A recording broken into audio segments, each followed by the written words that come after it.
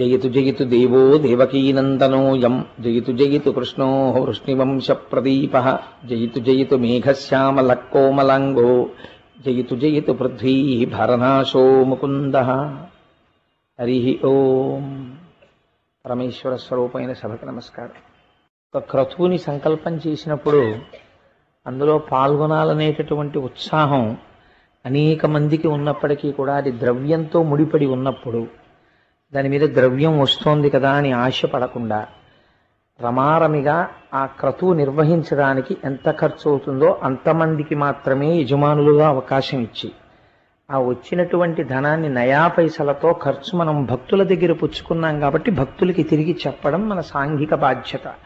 దాని చేత వారి యందు ఒక పూనిక పెరుగుతుంది. మనం ఇచ్చినటువంటి ద్రవ్యం దుర్వినియోగం కావడం లేదు అని ఒక నమ్మకం, ఒక విశ్వాసము కలగడానికి ఈ దేవస్థానం చేస్తున్నటువంటి ప్రయత్నం గోపాలకృష్ణ గారి చిత్తశుద్ధికి నేను బహుధా శ్లాఘిస్తూ ఈశ్వరుని యొక్క కృప వారి యందు ప్రసరించి చక్కగా ఇటువంటి నిబద్ధతతో వారు ఎన్నో కార్యక్రమాలు చేసి భక్తుల యందు ఒక గొప్ప పూనికని కల్పించేటటువంటి అదృష్టము, అటువంటి అవకాశము ఈ దేవాలయమునకు కలుగుగాక అని భగవంతుణ్ణి ప్రార్థన చేస్తున్నాను. నిన్నటి రోజున మనం ఆ శమంతకమణికి సంబంధించినటువంటి ఆఖ్యానమును వివరణ చేసి ఉన్నాను. అది ఎన్ని మలుపులు తిరుగుతూ ఉంటుందో ఆ ప్రతి మలుపు వెనకాతల మనిషి తెలుసుకోవలసినటువంటి రహస్యాలు ఎన్ని ఉన్నాయో ఒక్క మణి చిట్ట చివరికి ఐశ్వర్యం అనేటటువంటిది భక్తితో కలిసిన నాడు మాత్రమే ఉపశాంతి పొందింది.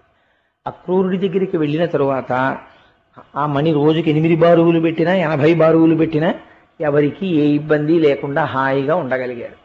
కాబట్టి ఆ స్థితిని ఆవిష్కరిస్తూ అటువంటి సన్నివేశాన్ని చూపించగలిగినటువంటి ఒక అద్భుతమైన శమంతకమణి ఉపాఖ్యానాన్ని నిన్నటి రోజున వివరణ చేసి ఉన్నాను. తదనంతరము కృష్ణ భగవానుడు బయలుదేరి ఇంద్రప్రస్థాన్ని చేరుకున్నాడు. చేరుకుని అక్కడ పాండవుల చేత సేవింపబడి కుంతీదేవి ఎప్పుడెప్పుడు చూసినా కూడా శ్రీకృష్ణ పరమాత్మని కేవలము ఏదో దేహబంధువుని చూసినట్లుగా చూడడం ఆవిడకి అలవాట్లేదు. ఆయన యందు పరమాత్మతత్వాన్ని ఆవిడ చూస్తుంటుంది. కుంతీదేవి చూసి స్తోత్రం చేస్తూ ఉంటుంది. అందుచేత కుంతీదేవి చేత, ధర్మరాజు చేత, ఇతర పాండవ ప్రముఖుల చేత స్తుతింపబడినటువంటి కృష్ణ పరమాత్మ నరనారాయణావతారముల కనుక అర్జునుని యందు ఆయనకున్నటువంటి ప్రీతి అటువంటిది. ఆయనకి సారథ్యం చేస్తూ ఉంటారు. దాని వెనకాతల ఉన్న రహస్యం వేరు. ఎత్ర యోగేశ్వర కృష్ణో ఎత్ర పార్థో ధనుర్ధర తత్ర శ్రీ విజయోభూతి ధ్రువానీతిర్మతిర్మమ. ఎక్కడైతే మన జీవన రథాన్ని నడపడానికి చోదకుడిగా, సారథిగా శ్రీకృష్ణ పరమాత్మ కూర్చుని ఉంటారో అక్కడ మనం వెనకాతల కూర్చుని మన రథాన్ని ఆయన నడిపిస్తున్నారు అని మనం నమ్మి ఆయనకి పగ్గాలు అప్పజెప్తే అటువంటి వాడికి జీవితంలో విజయం తప్ప అపజయము ఉండదు. కాబట్టి ఎప్పుడూ కృష్ణ పరమాత్మ అర్జునుడి యొక్క రథానికి సారథ్యం చేస్తూ ఉంటారు. అటువంటి మహానుభావుడు ఇంద్రప్రస్థమును చేరిన తరువాత ఒకానొకనాడు వేటకి బయలుదేరుదామన్నారు. ఇద్దరూ కలిసి వేటకి బయలుదేరారు. వేటాడారు. అనేకమైనటువంటి మృగములను వేటాడిన తరువాత డస్సిపోయారు. ఇద్దరూ కలిసి యమునా నది ఒడ్డున కూర్చున్నారు. అర్జునుడి జీవితం చాలా ఆశ్చర్యకరంగా ఉంటుంది. అందుకే భగవద్గీతలో ఒక మాట అడిగాడు, చిత్రమైన మాట ఒకటి. బహుశా అడగడం కూడా అర్జునుడికే చెల్లిందేమో అనిపిస్తుంది. పితేవ పుత్రస్య సఖేవ సఖ్యు ప్రియ ప్రియాయార్హసి దేవసోఢుం అంటాడు. నువ్వు ఈశ్వరుడవు, ఈ సమస్త బ్రహ్మాండములకు కూడా నీవే ఆదిదేవుడవు అన్న విషయం తెలియక నీతో నేను పరిహాసం ఆడాను, పరాచికం ఆడాను. బావా బావా అని స్వతంత్రంగా పిలిచాను. నీ భుజం మీద చెయ్యి వేశాను. నీతో ఆడకూడని పరాచికములు కూడా ఆడాను, ఎందుకంటే భావవరసవి కనుక. కానీ వాటిని నన్ను ఎలా మన్నిస్తావో తెలుసా? పితేవ పుత్రస్య. ఎంత గొప్ప మాట అడిగాడో చూడండి. పితేవ పుత్రస్య, కొడుకుకి తండ్రి యొక్క ఔన్నత్యము తెలియదు చిన్నతనంలో. మా తండ్రి గారి ఇంతటి పూజనీయుడు, ఆయన కడుపున పుట్టడమే నా అదృష్టం, ఫలానా వారి కొడుకు అనిపించుకోవడం, వారి తేజస్సుగా నేనున్నాను అని తెలియక ఆ తండ్రిని ఒళ్ళో కూర్చుంటాడు. ఆయన మెడలో ఉన్న రుద్రాక్షలు పట్టుకుని లాగుతాడు. ఆ తండ్రి చెంప మీద దెబ్బ వేస్తాడు. నాన్నగారు చదువుకుంటుంటే కళ్ళజోడు లాగుతాడు.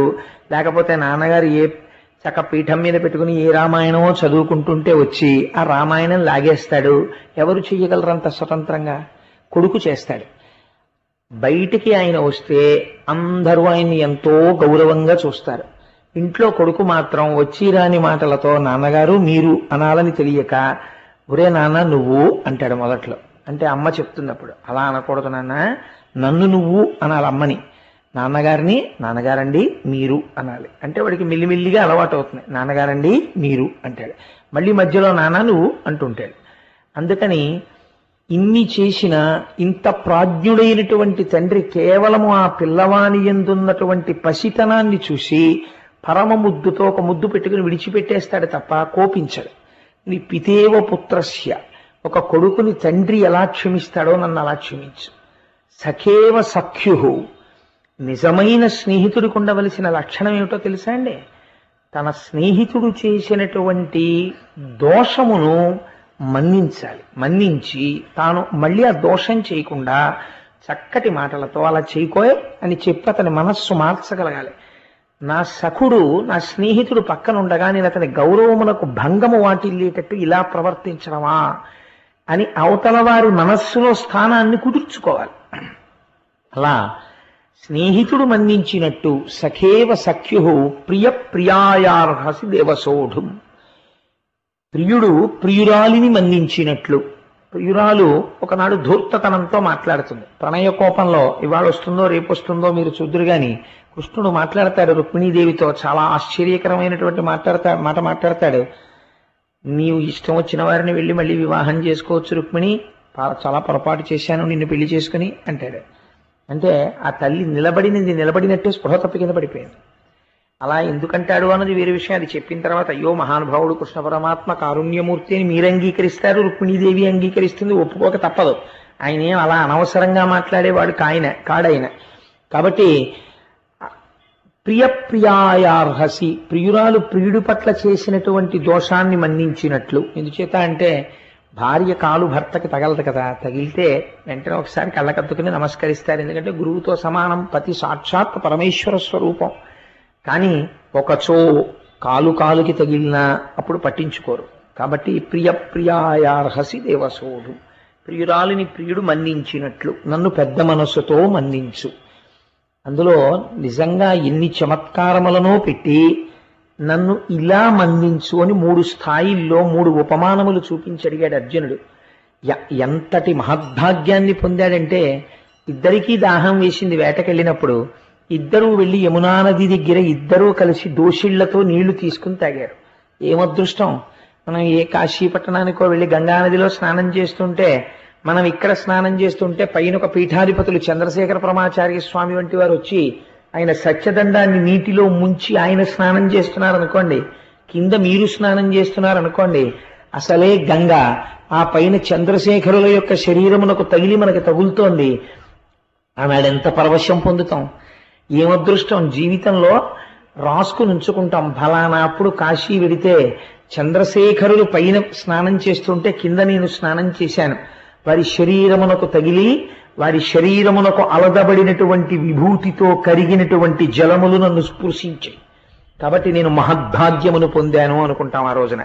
అలా యమునా నదిలో కృష్ణుడితో కలిసి దోషిళ్లతో నీళ్లు తీసుకుని తాగాడు అర్జునుడు. పొంగిపోయారు పోతన గారు. ఇద్దరూ ఒడ్డున కూర్చున్నారు. కూర్చుని అప్పటిదాకా వేటాడి అలిసిపోయారు. రథాల్లో వేసి ఆ వేటాడినటువంటి మృగములనన్నింటినీ కూడా ఇంద్రప్రస్థానికి పంపించారు. ఇలా మాట్లాడుకుంటుండగా యమునా నదిలోంచి ఒక స్త్రీ బయటికి వచ్చింది. ఆవిడ మంచి నిండు యవ్వనంలో ఉంది, మహాసౌందర్యవతి. ఆవిడ ఒడ్డున తిరుగుతుంటే అర్జునుడు వెళ్ళి పలకరించాడు. అమ్మా, నువ్వు చాలా అందగత్తెవి, మంచి యవ్వనంలో ఉన్నావు. నిన్ను చూస్తూ ఉంటే, నీ ప్రవర్తన చూస్తూ ఉంటే నువ్వు వివాహమునందు ఆసక్తిని కుదురుకొన్న దానిలా ఉన్నావు. కాబట్టి నువ్వు ఎవరిని వలచి ఈ ప్రాంతమునందు తిరుగుతున్నావో తెలియచేయవలసింది అని అంటే ఆవిడ ఒక చిత్రమైనటువంటి జవాబు చెప్పింది. నేను సూర్యనారాయణమూర్తి యొక్క కుమార్తెని, నన్ను కాళింది అంటారు. నేను ఈ యమునా నదిలో ఉంటూ ఉంటాను.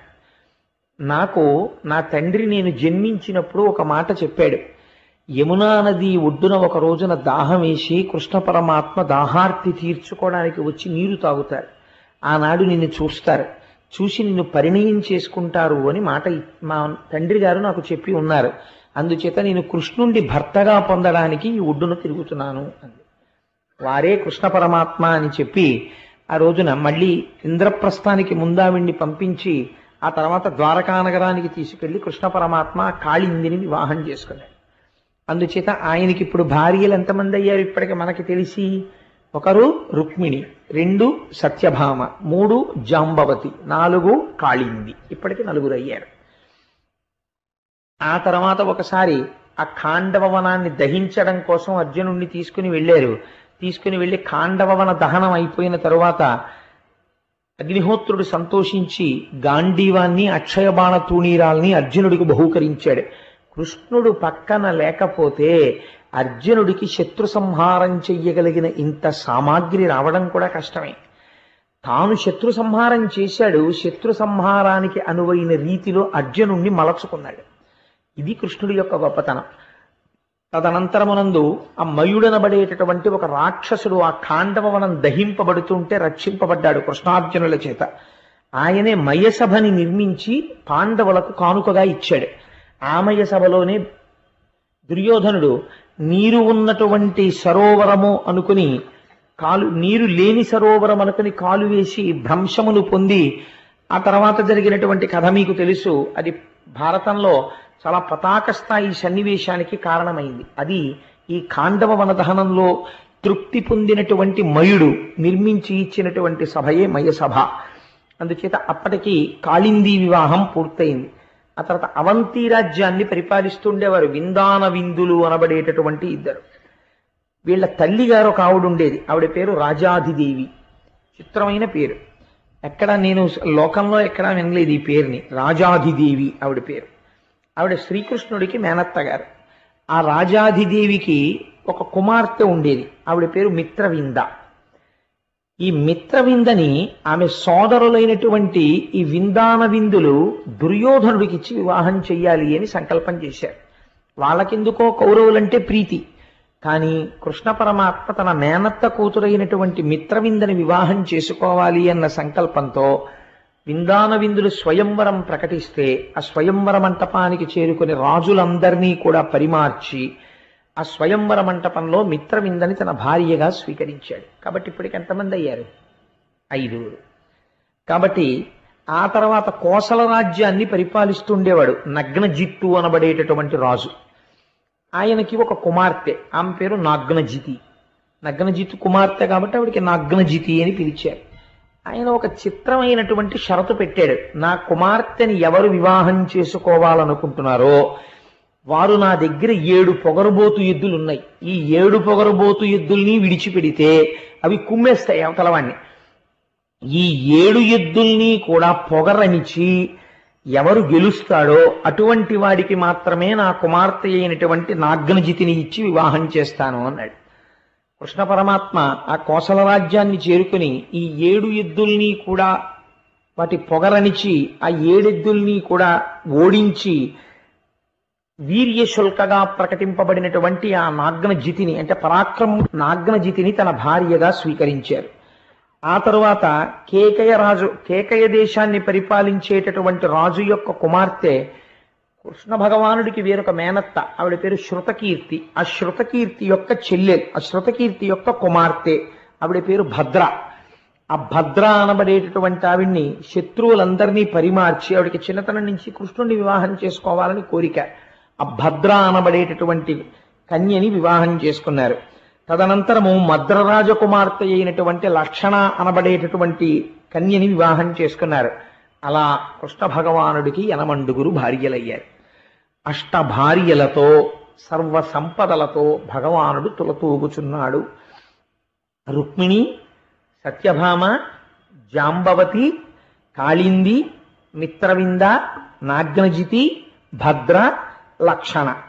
ఈ 8 ఆయన భార్యలు. అయితే 8 భార్యలు అని చెప్పడం వెనకాతల ఒక రహస్యం ఒకటి ఉంటుంది. ఆయనకి కృష్ణ భగవానుడికి మీకు నేను ఏదో ఒక రోజున ఉపన్యాసంలో చెప్పాను. నిజంగా కృష్ణ భగవానుడు ఏదో ఇంతమంది స్త్రీలని వివాహం చేసుకుని దక్షిణ నాయకుడై వీళ్ళందరితో సరస్సల్లాపాలతో గడపాలని వచ్చినటువంటి అవతారం కాదది. కృష్ణ పరమాత్మ యొక్క అవతారాన్ని అర్థం చేసుకోవడం చాలా కష్టం. కాబట్టే భాగవతము తెలిసి పలుకుట కష్టంబు శూలికైన దమ్మి చూలికైన విభుధ జనుల వలన వినినంత కనినంత తెలియవచ్చినంత తేటపరుతూ అంటారు. పోతనగారంతటి వారంతా మాట అన్నారు, భాగవతాన్ని అర్థం చేసుకోవడం కానీ, భాగవతాన్ని చెప్పడం కానీ, భాగవతాన్ని తెలుసుకోవడం కానీ చాలా కష్టం. కాబట్టి భాగవతం వినే వాళ్ళకు ఒక లక్షణం ఉండాలి అని చెప్తారు. భాగవతం వినేటప్పుడు మనస్సు పెడదారి త్రొక్కకూడదు. కృష్ణుడికి ఎందుకండి ఇంతమంది పెళ్ళాలు, 80 పెళ్ళాలు ఏమిటండి అని ఒక ఆలోచన వచ్చింది అనుకోండి, వెంటనే మీ మనస్సు ఒక తప్పు త్రోవ పట్టినట్టు. ఎందుచేత అంటే ఈశ్వర చేష్టితమును మీరు అర్థం చేసుకోలేకపోయారు. భగవంతుని యొక్క లీలా విలాసం అంత తేలిగ్గా అర్థమయ్యేది కదా. ఆయనకి 80 భార్యలు ఉన్నారనుకోండి, మన ఎప్పుడన్నా వచ్చి ఏమంటే కొంచెం డబ్బు అవసరంగా ఉంది, ఒక ఆవిడికి ఆ పిల్లలకి ఫీజు కట్టుకోవాలో 100 రూపాయలు ఇమ్మంటే పోనీ మనం అడగచ్చు, 80 పెళ్ళాలి ఎందుకయ్యా నీకు. ఆయన ఎప్పుడూ మనం అడగలేదు కదా, ఎందుకు వచ్చిన గొడవ, ఓ నమస్కారం పెడితే గొడవ వదిలిపోతుంది. కాబట్టి భాగవతం వినేవాడు అర్థం చేసుకోలేని స్థితి ఉంటే పెద్దలు ఏం చెప్పారంటే ఇది పరమాత్మ లీల, భక్తితో నమస్కరించు. మనం ఆకలేసింది అనుకోండి, ఇంత పదార్థం తినేస్తే మన ఆకలి తీరిపోతుంది. అగ్నిహోత్రుడు ఉన్నాడు అనుకోండి, ఎంత పదార్థం తినేసినా ఆకలి తీరిపోయిందని అనిపించదు. అదేమిటండి అలా ఎలా జరుగుతుంది అంటే అంతే, అది అగ్నిహోత్రుడి యొక్క ధర్మం, ఈశ్వరుడు యొక్క ధర్మం అలా ఉంటుంది. కాబట్టి ఈశ్వరుణ్ణి అలా అర్థం చేసుకోవడం ప్రారంభం చేస్తే మనస్సు పెడత్రోవ పట్టే అవకాశం ఉండదు. 1. 2, తెలుసుకోవాలన్న జిజ్ఞాస ఉందనుకోండి, తెలుసుకోవడం తప్పు కాదు. 80 భార్యలు అన్న మాట ఎందుకు వాడతారో తెలుసా అండి? మీరు కొంచెం జాగ్రత్తగా వింటే మీకు ఈ రహస్యం అర్థమైపోతుంది. భార్య అన్న శబ్దము చేత 6 లక్షణములను ఆవిష్కరిస్తారు. నేను ఒక స్త్రీని చూపించి ఈమె నా భార్య అని నేను అన్నాను అనుకోండి, ఈమె నా భార్య అనడంలో నేను ఈవిడ నా భార్య అని చెప్తున్నాను అన్నప్పుడల్లా దాని అర్థం ఏంటంటే ఆమె నాతో 6 సంబంధములను కలిగి ఉన్నది అని. ఈ 6 వేరొక పురుషుని ఎందు ఆ స్త్రీకి ఉండవి. 1, వాడికే చెందిన దానను. ఇదే భారతీయ స్త్రీకి ఉన్న గొప్పతనం. అందుకే మంగళసూత్రం కట్టి జీలకర్ర బెల్లం పెట్టి సప్తపది మంత్రంలో ఆ సఖ్యం కోసమని 7 అడుగులు వేయగానే ఇంటి పేరు వదిలిపెట్టేస్తుంది, గోత్రం వదిలిపెట్టేస్తుంది, తన పుట్టింటిని వదిలిపెట్టేస్తుంది. ఎవరైనా ఆవిడికేం తెలియదు. తెర ఇప్పుడంటే పెళ్లి చూపులు, పూర్వం అసలు పెళ్లి కొడుకు పెళ్లి కూతుర్ని చూడడం అన్నది ఎప్పుడో తెలుసా అండి. తెర పట్టిన తరువాత తెర ఎత్తుతారు సుముహూర్తానికి. సుముహూర్తానికి తెర ఎత్తినప్పుడే నేత్ర నిమీలనం. తెలియక పొరపాటున ఒకే వేదిక మీద ఇద్దరిని పక్క పక్కన కూర్చోపెట్టడం అనేది జరగకూడదు. అందుకే మనకి ధర్మశాస్త్రంలో వివాహం అయ్యేంత వరకు పక్క పక్కన కూర్చోపెట్టారు. ఎందుకు కూర్చోపెట్టకూడదో తెలుసా అండి? ఆ భావన వారికి రాకూడదు. ఎందుకంటే పెద్దలు మాట ఇచ్చి ఉండవచ్చు, కానీ ధర్మపత్ని ఎడమ పక్కన కూర్చోవడం అనేటటువంటిది సప్తపది అయిపోయిన తర్వాత మాత్రమే కూర్చోపెట్టాలి. అంతకు ముందు కూర్చోపెట్టడానికి నైతికమైన శాస్త్రీయమైన అధికారం ఎక్కడుంది నాకు చెప్పండి? పెద్దలందరూ ఉండి పొరపాటు చేయిస్తున్నట్టు అవుతుంది. అది తప్పు కదా. అలా చేయించచ్చా? పెద్దలుండి చేయించకూడదు. కాబట్టి ఒక పీట మీదకి ఎప్పుడు తీసుకొస్తారంటే జీలకర్ర బెల్లం పెట్టేసిన తర్వాత మంగళసూత్రధారణం అయిపోయిన తర్వాత తీసుకొచ్చి అప్పుడు కూర్చోపెడతారు ఎడం పక్కన. అప్పటి వరకు కూర్చోపెట్టారు స్త్రీని. మీకు భార్య అంటే 6 లక్షణములు ఉంటాయని చెప్పాను. ఇది మొదటి దాంట్లోంచి నేను వెడుతున్నాను. వాడికే చెందిన దానను. ఇప్పుడు ఆమె ఏమంటుంది అడిగితే, నేను కోటేశ్వరారు భార్యనండి అంటుంది నా భార్యని పలకరించినప్పుడు. కాబట్టి ఆయన కొరకని 3 విడిచిపెట్టింది. ఇంటి పేరు విడిచిపెట్టింది, గోత్రం విడిచిపెట్టింది, తన వారిని వదిలి ఈయనతో వచ్చేసింది. వాడి చేతనే రక్షింపబడుట. పరపురుషులు ఎవరో వచ్చి తనని రక్షించాలనో, రక్షణ అంటే పోషణ కూడా, ఇంతకన్నా పోషణ అక్కడ బాగుంటుందని చెప్పి వేరొక పురుషుడి ఇంట్లో మధురాన్నాన్ని కూడా తినదు. ఈ ఇంట్లో మజ్జిగాన్నమైనా సరే తిని తృప్తి పడుతుంది. ఎందుకంటే ఆయన శక్తి ఎంతో, ఆయన శక్తి మేరకి ఆయన తెచ్చినది తనకి మధురము. వేరొక ఇంటిలోది ఎంత మధురమైనా వేరొక పురుషుడు తెచ్చి నేను నీకు మధురాన్నం పెడతానమ్మా, మీ ఆయన ఏం పెడతాడు అంటే చీల్చేస్తుంది ఆ మాట అన్నందుకు. తప్ప ఆయన మజ్జిగ అన్నం పెట్టినా అది నాకు అమృతం అంటుంది. ఇది భారతీయ స్త్రీ అంటే. దీనివల్ల కదండి దేశానికి ఇంత గొప్పతనం వచ్చింది. వాడికే చెందిన దానను సమస్త వ్యాపారములు వాడికే చెందినవయ్యుండుట, వాడి చేతనే రక్షింపబడుట, వాడి నుండి విడువడుట దుఃఖము, వాడితో కలిసియుండుట సుఖము. ఈ 5 ప్రధానముగా ఉంటూ 6వదైనటువంటి లక్షణము ఒకటి ఉంటుంది. ఏమిటది? సర్వకాల సమస్త వ్యాపారములు ఆయనతో కలిసి మంగళముగా రూపుదిద్దుకొనుట. ఆవిడ సమస్త మంగళములు ఆయనతో కూడినవే. ఆయన లేనినాడు ఆ మంగళమే లేదు, అస్తిత్వమే లేదు. ఇప్పుడు ఏమైపోయింది? భారతీయ ధర్మంలో అదే గొప్పతనం అండి. తన కడుపున పుట్టిన కూతురే ఉండొచ్చు, భార్య పక్కన లేకపోతే కన్యాదానం చేయడానికి అర్హత లేదు. తన కడుపున పుట్టిన కూతురే ఉండొచ్చు, భర్త లేకపోతే కనీసం ఆవిడ గబగబా ముందుకు కూడా రాదు. ఇప్పుడు ఏమైంది? 6 లక్షణములు భార్యకి భర్త యందు ఉంటాయి. ఇప్పుడు భార్య ఏమైంది? తన మంగళత్వమునంతటినీ కూడా భర్త యందు నిక్షేపించింది. ఇది తాళి కట్టేటటువంటి వాడు తెలుసుకోవాలి. నా కోసం ఒక స్త్రీ చేస్తున్న మహాత్యాగం, కాబట్టి నేను ఎంత గౌరవంగా చూడాలి ఈ వస్తువుని. ప్రపంచంలో నా ఊపిరి ఉన్నంత కాలం నేను ఎంత భద్రంగా ఎంత ప్రేమతో నా భార్యని చూసుకోవాలి అన్నది పురుషుడు తెలుసుకోవాలి వివాహానికి ముందు. ఎప్పుడో 60 ఏళ్ళు వచ్చిన తర్వాత ఓపికంతా ఉడిగిపోయిన తర్వాత ఇప్పుడు తెలిసిందండి భార్య అంటే ఏమిటో అంటే, అప్పటికి నీతో ఆవిడ చిత్రవధలన్నీ అనుభవించేసింది, ఇంకెందుకు నువ్వు తెలుసుకుంటే ఎంత, తెలుసుకోకపోతే ఎంత. తెలుసుకోవలసింది యువకుడై ఉండగా తెలుసుకోవాలి, అప్పుడు సంసారాలు చక్కగా ఉంటాయి. కాబట్టి ఈ 6 లక్షణములు ఎవరికి ఉంటాయో ఆ స్త్రీని ఆ పురుషుడికి భర్త అంటారు. ఇప్పుడు చూడండి, ఈ 6 లక్షణములు ఉండడం చేతనే కదలిక, శోభ, శుభము ఇవి జరుగుతాయి. ఇవి 8 వస్తువుల యందు ఈశ్వర చైతన్య ప్రకాశము లేకపోతే 8 వస్తువులు జడమై ఉండిపోతాయి. అవి ఏమిటో తెలుసా అండి? భూమిరాపోనలో వాయు కమ్మనో బుద్ధిరేవచ అహంకార ఇతి యమ్మే భిన్నా ప్రకృతి రష్టదా. 8 రకాలుగా ప్రకృతి భాషిస్తుంటుంది. ప్రకృతి ఉన్నదా అంటే ఉన్నది, జ్ఞాననేత్రము చేత లేదు. జడమైన ప్రకృతికి చైతన్యము దేని వలన కలిగినది అంటే, రైలు కంపార్ట్మెంట్లు 23 కంపార్ట్మెంట్లు పెట్టేశారు, ఎవడి బెర్తులు వాడు ఎక్కేశాడు. వాళ్ళకి అలాట్ చేసినవే S1 కోచ్లో 32వ బెర్త్. వాడు ఎక్కాడు, పడుకున్నాడు, హాయిగా నిద్రపోతున్నాడు. అమ్మయ్య తిరుపతి వెళ్ళిపోతున్నాం అనుకున్నాడు. మంచి నిద్రలో ఉన్నాడు. తెల్లవారి నిద్ర లేచాడు. నాకు ఒకసారి అయింది ఇలాంటిది, విచిత్రమైనటువంటి విషయం. ఆ తెల్లవారి నిద్ర లేచి ఇదేంటి తిరుపతి వచ్చేసిందా అని కిటికీ ఎత్తి చూశాడు. తీరా చూస్తే ఏలూరులో ఉన్నాడు. ఇదేంటండి ఏలూరులో ఉంది ఏంటండి రైలు అన్నాడు. ఏలూరులో ఉంది ఏమిటి రైలు అంటే, ఇంజిన్ ఫెయిల్ అయిపోయింది, ఇంకో ఇంజిన్ దొరకలేదు, అందుకని చెప్పి ఈ ట్రైన్ ఇలాగే ఉంది. ఇంజిన్ ఫెయిల్ అయిపోయింది అనుకోండి, బోగీలు ఎన్ని ఉంటే ప్రయోజనం ఏముంది? అక్కడే ఉంటాయి. That which pulls is called the power. ఏది కదుపుతుందో దానికి పవర్ అని పేరు, ఏది లాగుతుందో అది ఇంజన్. ఈశ్వరుడు పురుషుడై దాని యందు ప్రవేశించి కదుపుతాడు ఈ 8. అవే పంచభూతములు: పృథివీ, ఆపస్, తేజో, వాయు, ఆకాశములు. భూమిరాపోనలో వాయు కమ్మనో బుద్ధిరేవచ అహంకార ఇతీయమ్మే భిన్నా ప్రకృతి రష్టదా. మనో, బుద్ధి, అహంకారములు. మనస్సు కూడా జడమే. మనస్సు అప్పటి వరకు ఉంటుంది, ఊపిరి వెళ్ళిపోయింది అనుకోండి, ఏది మనస్సు? బుద్ధి ఏది? అహంకారం ఏది? నేనన్న భావన ఏది? ఈ 8 ఎప్పుడు కదులుతున్నాయి? ఈశ్వరుడు లోపల ఉన్నప్పుడే కదులుతున్నాయి. కాబట్టి ఈ 8ంటికి భర్త ఎవరు? ఈ 8ంటికి మంగళత్వం ఎప్పుడుంది? ఈయన ఉంటే ఉంది. ఈయన లేడనుకోండి, 8ంటికి మంగళత్వం ఉందా? లేదు. అప్పటి వరకు శివం శివం శివం అంటారు. అందులో ఉన్నటువంటి శివుడు వెళ్ళిపోయాడు. వెళ్ళిపోతే ఇప్పుడు దానికి తలకట్టు పైకి లేస్తుంది. ఇప్పుడు అదేమిటి? శవం. ఇప్పుడు 4 కన్నులు ఉన్నాయి, చాలా అందం ఉంది, అందులో పృథి ఉంది, అపస్సు ఉంది, తేజస్సు ఉంది, ఇంకా కొద్దిగా వేడి ఉంది శరీరంలో. అయినా ఎందుకైనా పనికొస్తుందా? పూజపీఠల మీద కూర్చోపెడతారా?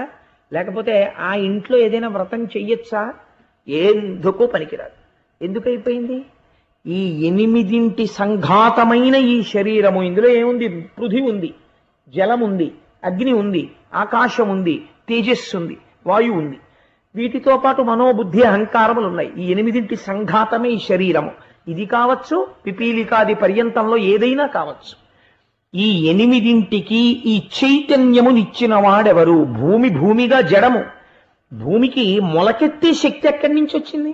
ఈశ్వరుడు దాని యందు చైతన్య రూపంగా ఉన్నాడు కాబట్టి ఇప్పుడు ఈ 8ంటిని కదుపుతున్న వాడెవడో వాడు పురుషుడు. కాబట్టి కృష్ణుడు 7గురిని చేసుకోకూడదు, 9గురిని చేసుకోకూడదు, 8గురిని చేసుకోవాలి. కాబట్టి ఇప్పుడు కృష్ణుడికి ఎంతమంది భార్యలు? అష్టమహిషులు, 8 భార్యలు. ఇది తప్ప అందులో ఉన్న రహస్యం కృష్ణుడికి ఏదో సరదా పుట్టి కనపడ్డ వాళ్ళందరి దగ్గరికి వెళ్ళి పెళ్లి చేసుకుని 8గురిని పెళ్ళాల కింద చేసుకున్నాడండి అని మీరు అన్నారనుకోండి, మీరు జ్ఞానస్థాయిలో దాన్ని దర్శనం చెయ్యలేకపోయారు. ఏమంటే మీరు ఏదో చెప్పారు, భూమిరాపో నలో వాయు అన్నారు, అష్ట ప్రకృతులు అన్నారు, పరాప్రకృతి అపరాప్రకృతి ఏదో చెప్పారు, కానీ మా తలకెక్కలేదండి. ఏం పర్వాలేదు, ఎక్కకపోతే ఏవో 8 ఉన్నాయి మొత్తానికి వాడు కదుపుతాడు. వాడు సౌశీల్యుడు. భార్య భర్త ఎంత మంగళమో ఆ 8 పట్ల వారంత మంగళమో. ఒక నమస్కారం చెయ్యి, అర్థం చేసుకున్న వాడికి ఎంత పుణ్యమో భక్తితో నమస్కరించి నీకంతే పుణ్యం. అందుకే భాగవతాన్ని 2 స్థాయిల్లో వినాలని చెప్తారు. అర్థమైన చోట జ్ఞానిగా విను, అర్థం కాని చోట భక్తుడిగా విను, ఎలా అయినా ఉద్ధరింపబడతావు. 2 కాకపోతే భ్రష్టుడు అవుతావు. కాబట్టి అలా అష్టమహిషులతో మహానుభావుడు 8 చాలా సంతోషంగా ఆనందంగా కాలం గడుపుతుండగా ఒక చిత్రమైనటువంటి విషయం జరిగింది. ఇది మీరు చాలా గమ్మత్తుగా జరిగినటువంటి విశేషం. నేను మీకు కొంత ఉపోద్ఘాతాన్ని అందించగలిగాను అనుకోండి, మీరు దాన్ని చాలా జాగ్రత్తగా గట్టిగా ఒడిసి పట్టుకుంటారు. ఇది బంగారం జారిపోకూడదని. కృష్ణ భగవానుడు తనంత తానుగా శక్తివంతుడు కదండి. నేను మీకు చెప్పాను కదా, 8 యందు ప్రవేశించిన వాడెవరు? కృష్ణుడు. కాబట్టి కృష్ణుడు లేనినాడు ఆ అష్టప్రకృతులకి కదలిక లేదు కదా. లేనప్పుడు కృష్ణుడు కన్నులు తెరవని కడు చిన్ని పాపడై దానవి చనుబాలు త్రావి చంపే, ఇంకా కనురెప్పలు కూడా తెరవనటువంటి పిల్లవాడిగా ఉండగా పూతనా సంహారం చేశాడు. ఎందరో రాక్షసుల్ని పరిమార్చాడు. అటువంటి కృష్ణుడు ఒక్క నరకాసురుణ్ణి సంహరించడం విషయంలోకి వచ్చేటప్పటికీ సత్యభామను తీసుకెళ్ళాడు. 8 ఎవరినీ తీసుకెళ్ళలేదు, ఒక్క సత్యభామని తీసుకెళ్ళాడు. ఇలా రామాయణంలో దశరథ మహారాజు గారు తీసుకెళ్లారు ఒకసారి కైకమ్మని. చాలా ఉపద్రవం వచ్చింది అలా తీసుకెళ్ళేందుకు. అలా మళ్ళీ సత్యభామని కృష్ణ భగవానుడు తీసుకెళ్తున్నాడు. ఇప్పుడు కూడా ఏమైనా ఉపద్రవం ఉంటుందా అలాగా? లేకపోతే మనందరికీ కూడా ఏదైనా ఒక గొప్ప సందేశం ఏమైనా ఉంటుందా అంటే, మీరు బాగా జ్ఞాపకం పెట్టుకోండి, కైకమ్మని దశరథుడు యుద్ధానికి తీసుకెడితే రామాయణం అంతా వచ్చింది కదండి. భార్యతో యుద్ధానికి వెళ్ళాడు కాబట్టి రామాయణం వచ్చింది, లేకపోతే యుద్ధం లేదు, అసలు 2 వరాలు ఉండవు. లేదా సత్యభామతో భాగవతంలో కృష్ణుడు యుద్ధానికి వెళ్ళబట్టే మనకి దీపావళి పండగ మిగిలింది కదా. ఎప్పుడో ద్వాపర యుగంలో చంపాడు. కలియుగంలో ఇప్పటికీ ప్రతి ఏడాది మనం దీపావళి చేసుకుంటూనే ఉన్నాం. దీనికి ఏమైనా సందర్భం ఉందా? లేకపోతే ఇప్పుడు పూతనా సంహారం చేశాడండి. పూతనా సంహారం జరిగినటువంటి తిథి రోజున మనం ఎవరైనా ఏమైనా పండగ చేస్తామా? ఏమీ చెయ్యం. ఒకవేళ నేను మీకు ఆ తిథి చెప్పాను అనుకోండి, ఇవాళ పూతనా సంహారం జరిగిన రోజండి అని మీరు ఏమైనా చేస్తారా? ఏం చేయరు. లేకపోతే శకటాసుర భంజనం జరిగినటువంటి రోజు చెప్పాను అనుకోండి, చాలా తేలిక చెప్పేయడం. ఎందుకంటే కృష్ణుడి యొక్క జన్మతిథి చూసుకుని అక్కడి నుంచి రోజులు ఎక్కడితే చెప్పేయచ్చు. కానీ మీరు చేస్తారా? చేయరు. కానీ ఆనాటి నుంచి ఈనాటి వరకు దీపావళి చేసేవాళ్ళు ఎవరో తెలుసా అండి? దేవతలు చేస్తారు, కాబట్టి మనం చేస్తాం. ఒక్క నరకాసురుడి విషయంలో ఎందుకు అలా దీపావళి చేస్తారు? దీపావళి అంటే ఏమిటి అసలు? ఇవాళంటే మనం దీపావళి అంటే ఏం చెప్తామంటే బాణసంచ మ్రోగించుట. ఆవళి అన్న శబ్దాన్ని ఎక్కడ ప్రయోగించినా వరుస అని అర్థం. దీపావళి అంటే దీపముల వరుస అని అర్థం. అంటే ఒక దీపం పెట్టడం కాదు, చాలా దీపాలు పెట్టాలి అని. అనేక దీపాలు వెలిగిస్తాం, అందుకని వరసలుగా దీపాలు కనపడతాయి కాబట్టి దీపావళి. కానీ అలా ఎందుకు చేశారు? దీపాలు వెలిగించడానికి నరకాసురుడు చచ్చిపోవడానికి ఏమైనా సంబంధం ఉందా? నరకాసురుడి కన్నా చాలా ఘోరమైన రాక్షసుడు ఎవరండి అసలు? రావణాసురుడు. రావణాసురుడు చచ్చిపోయిన రోజున దీపాలు వెలిగించట్లేదే మీరు? మరి నరకాసురుడు చచ్చిపోయిన రోజున దీపాలు ఎందుకు వెలిగిస్తున్నారు? ఏమైనా సందర్భం ఉండి వెలిగిస్తున్నారా? సందర్భం తెలియక వెలిగిస్తున్నారా? లేకపోతే అసలు అలా వెలిగించకపోయినా పర్వాలేదా? అయితే వెలిగిస్తే ఏమైనా జరుగుతుందా? సత్యభావం వెళ్ళడం వెనక అసలు ఏమైనా రహస్యం ఉందా? లేకపోతే చాలా క్యాజువల్గా నేను వస్తానండి సరదాగానంటే తీసుకెళ్ళాడా? పోనీ సరదాగా తీసుకెళ్ళాడు అనుకోండి, ఏమని చెప్పాలి? ఆల్ రైట్ సత్య వెనకాల కూర్చొని చూడు నేను యుద్ధం చేస్తానని చెప్పాలి. ఆవిడ మధ్యలో లేచి విల్లోసారి లగియంది. అంతకుముందు ఆవిడ యుద్ధం చేసినట్టు ఆయనకి తెలియదు, కృష్ణుడికి కూడా తెలియదు. ఎందుకంటే సత్యభామ అంతకుముందు యుద్ధాలు చేసినట్టు మీరు ఎక్కడన్నా చదివారా భాగవతంలో? ఏమీ లేదు. మరి ఏమి ఇప్పుడు ఒక చిత్రమైన విషయం ఉంటుందండి. ఎప్పుడైనా నేను అలా బజార్కి వెళ్తున్నాను అనుకోండి, ఏమండి నేను వస్తానంది అనుకోండి మా ఆవిడ, సరే సంతోషం రా అంటాను. లేకపోతే నేను అలా షికారుగా కాసేపు అలా వెళ్ళొస్తానే అంటే నేను వస్తాను షికారు అందనుకోండి, సరే రా అంటాను. నేను ఆఫీస్కి వెళ్తున్నాను చాలా ముఖ్యమైన పని ఉంది అంటే నేను వస్తాను మీతో అందనుకోండి, అది ఆఫీస్కి ఎందుకు నువ్వు అంటారు. లేదు వస్తాను అని మారాం చేసింది అనుకోండి, ఒకవేళ ఫోన్లే వచ్చి ఏదో కాసేపు పక్కన కుర్చీలో కూర్చుంటుంది, ఏమో ఎందుకు వస్తానంటున్నా. తీరా వెళ్ళిన తర్వాత నేను రాస్తాను ఫైల్ ఇలా ఇవ్వండి అందనుకోండి, పంపలాడిపోతాయి. నువ్వు రాయడం ఏంటి ఫైలు, నువ్వు అలా రాయకూడదు, ఆఫీసులో నేనే రాయాలంతే, నాకు ఇచ్చింది ఉద్యోగం అందుకు అంటాను కదా. యుద్ధ భూమికి వెళ్ళినటువంటి వాడు భార్య యుద్ధం చేయగలదో లేదో చూసుకోకుండా అని ఏమన్నా ఇలా ఇవ్వండి సారా ధనస్సు నేను వేసేస్తాను బాణాలంటే తీసుకో సత్య అని వీళ్ళు ఇచ్చేస్తాడా? అప్పుడు వేయలేకపోతే బాణం ఏమవుతుంది? ఎదిరి బాణాలు ఎవరి మీద పడిపోతాయి? భార్య మీద పడిపోతాయి. అప్పుడు భార్యకి ఏమైనా అయితే కృష్ణుడిని ఏమంటారు రేపు పొద్దున్న లోకంలో?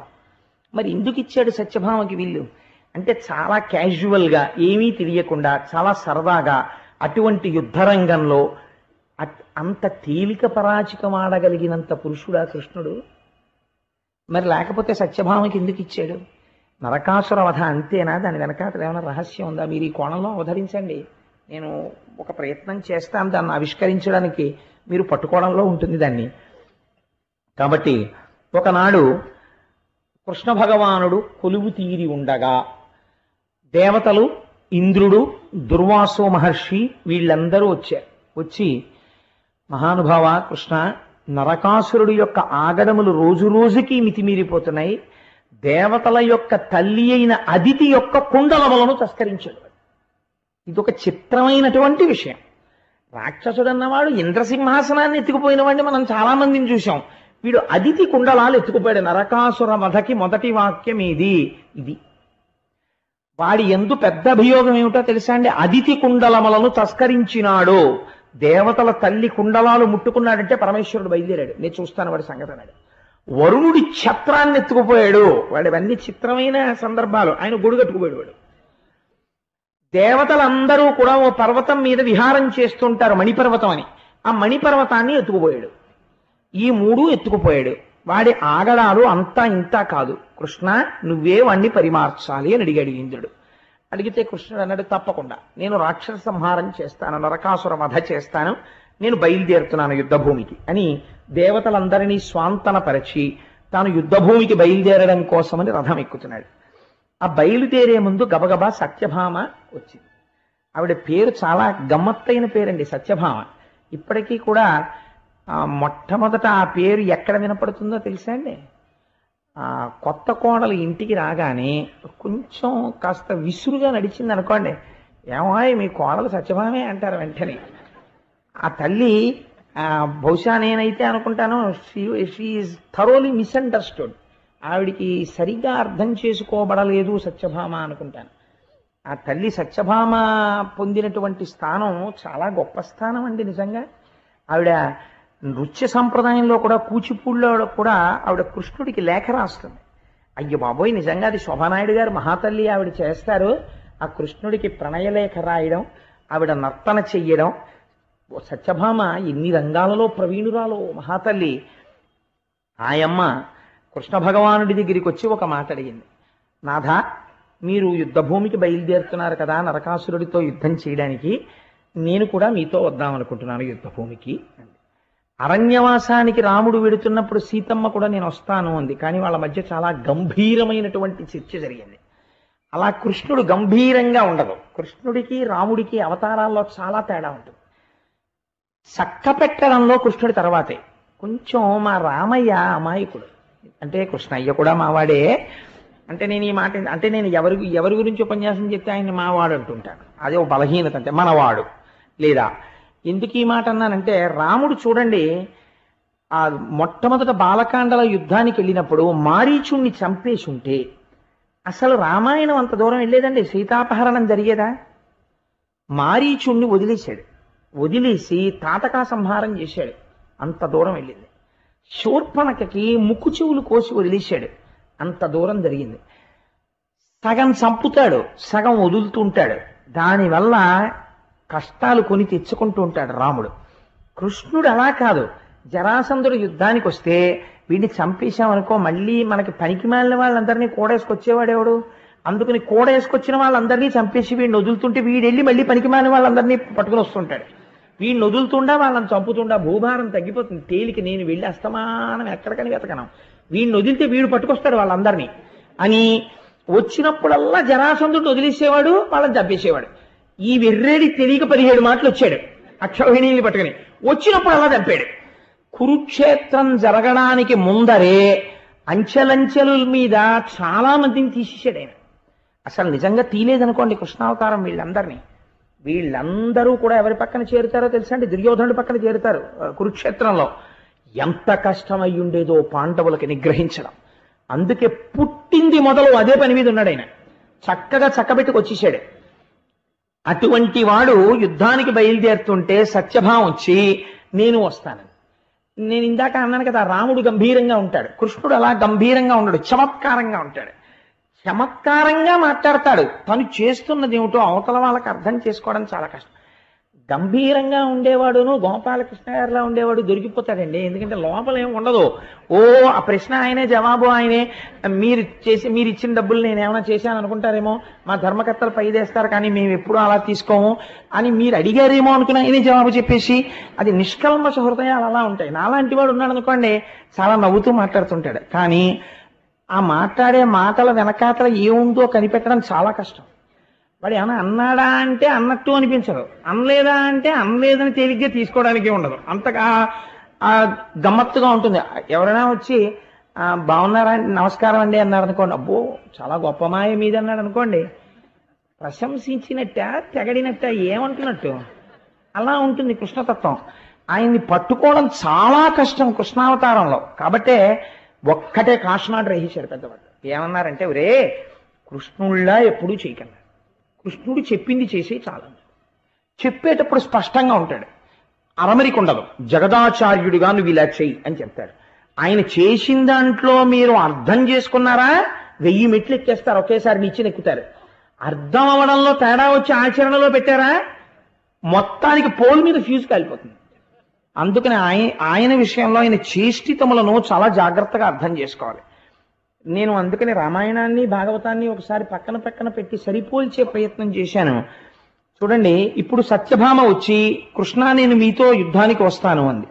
అంటే ఆయన అంటాడు, సమద పుష్పంధయ జంకారములు కావు భీషణ కుంభేంద్ర బృంహితములు, వాయు నిర్గత పద్మ వనరేణువులు కావు తురగ రింఖాముకోద్ధుతరజము, లాకీర్ణ జలతరంగా సరములు కావు శత్రుధనుర్ముక్త సాయకములు, కలహంస సారస కాసారములు కావు ధనుజేంద్ర సైన్యక దంబకములు, కమల కల్హార కుసుమ సంఘములు కావు చటుల రిపుశూల ఖడ్గాది సాధనములు, కన్యా నీవేడ రణరంగ గమనమేడ ఒత్తు వేగము నిలువుము వలదు.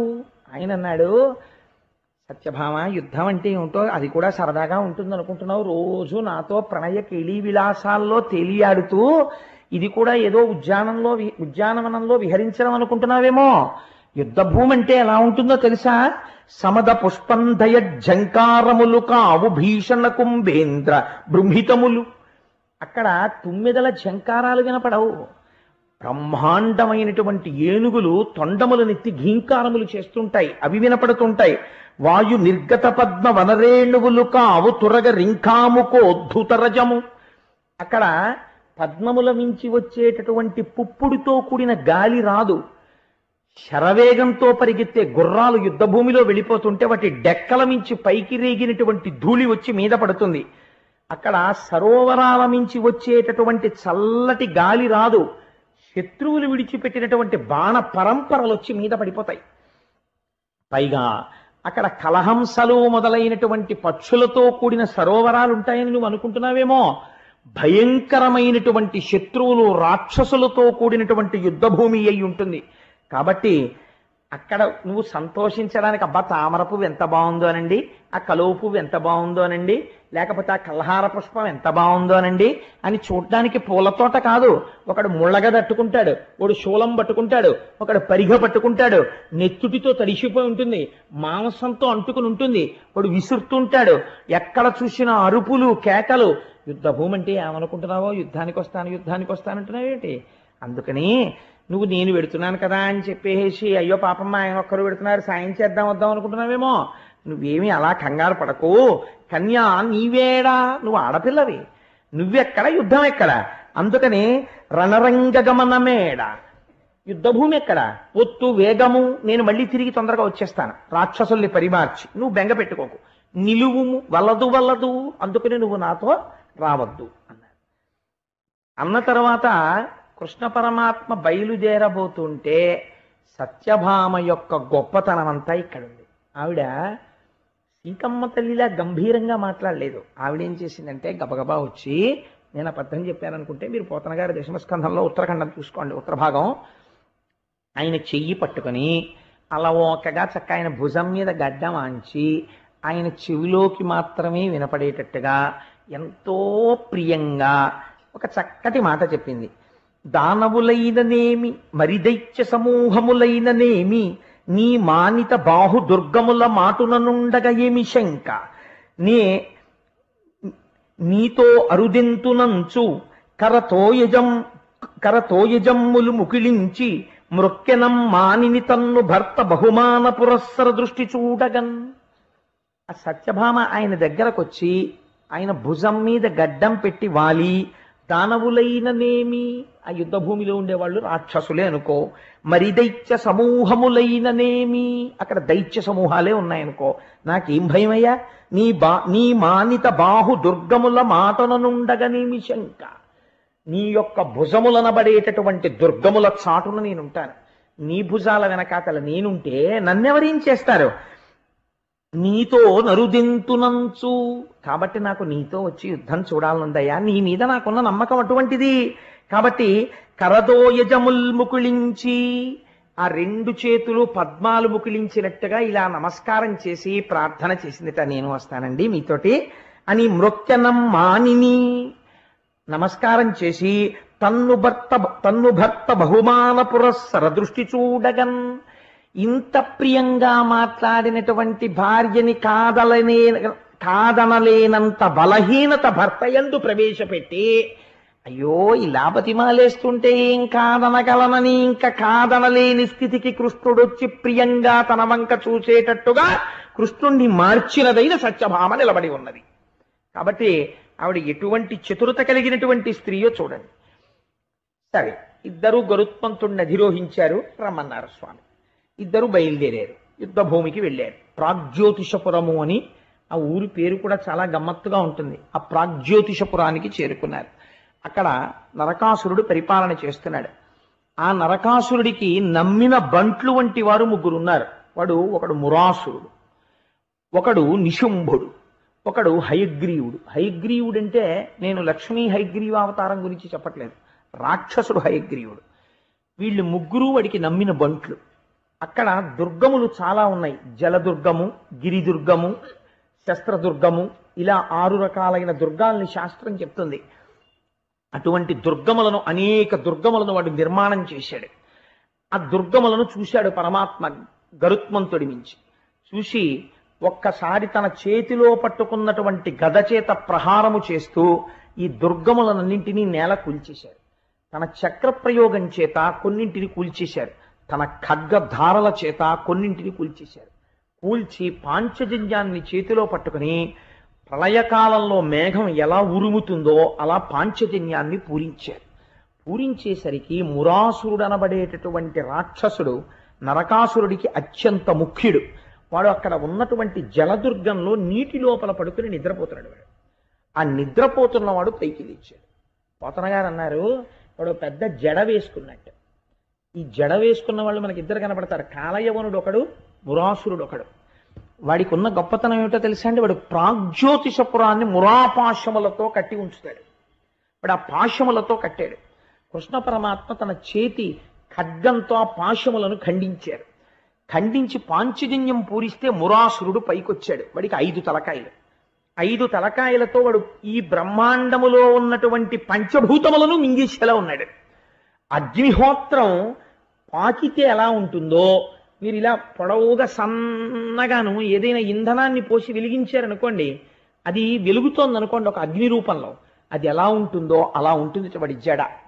అటువంటి జడతో వాడు నీటిలోంచి పైకి లేచాడు. లేచి కృష్ణుడి వంక చూశాడు. చూసి కృష్ణ నిలు అని కృష్ణుడితో యుద్ధానికి వచ్చాడు. వచ్చి యుద్ధం చేస్తున్నప్పుడు పరమాత్మ తన గదా ప్రహారంతో ఆ మురాసురుడి యొక్క శిరస్సుని బ్రద్దలు చేశాడు. వాడు మరణించాడు.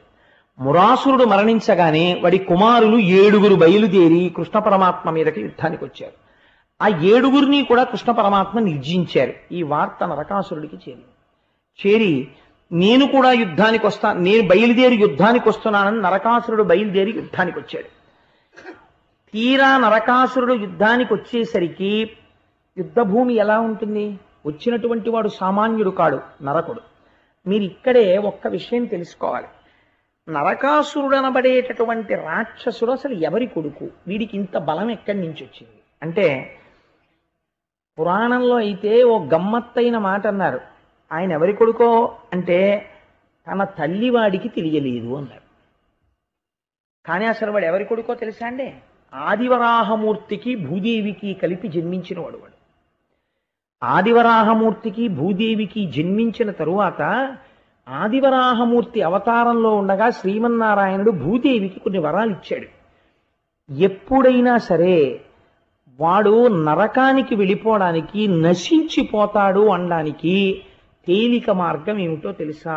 ఇంట ఉన్నవాళ్ళు సుఖపడని రోజులు ఎప్పుడు వస్తాయంటే, భూమి మీద ఏదైనా నిర్మాణము చేసేటప్పుడు శంకుస్థాపన చేసి భూమి పూజ చెయ్యకుండా కానీ కడితే ఆ ఇంట ఉన్న వారికి సుఖశాంతులు ఉండవు, నీకు వరం ఇస్తున్నానన్నాడు ఆయన.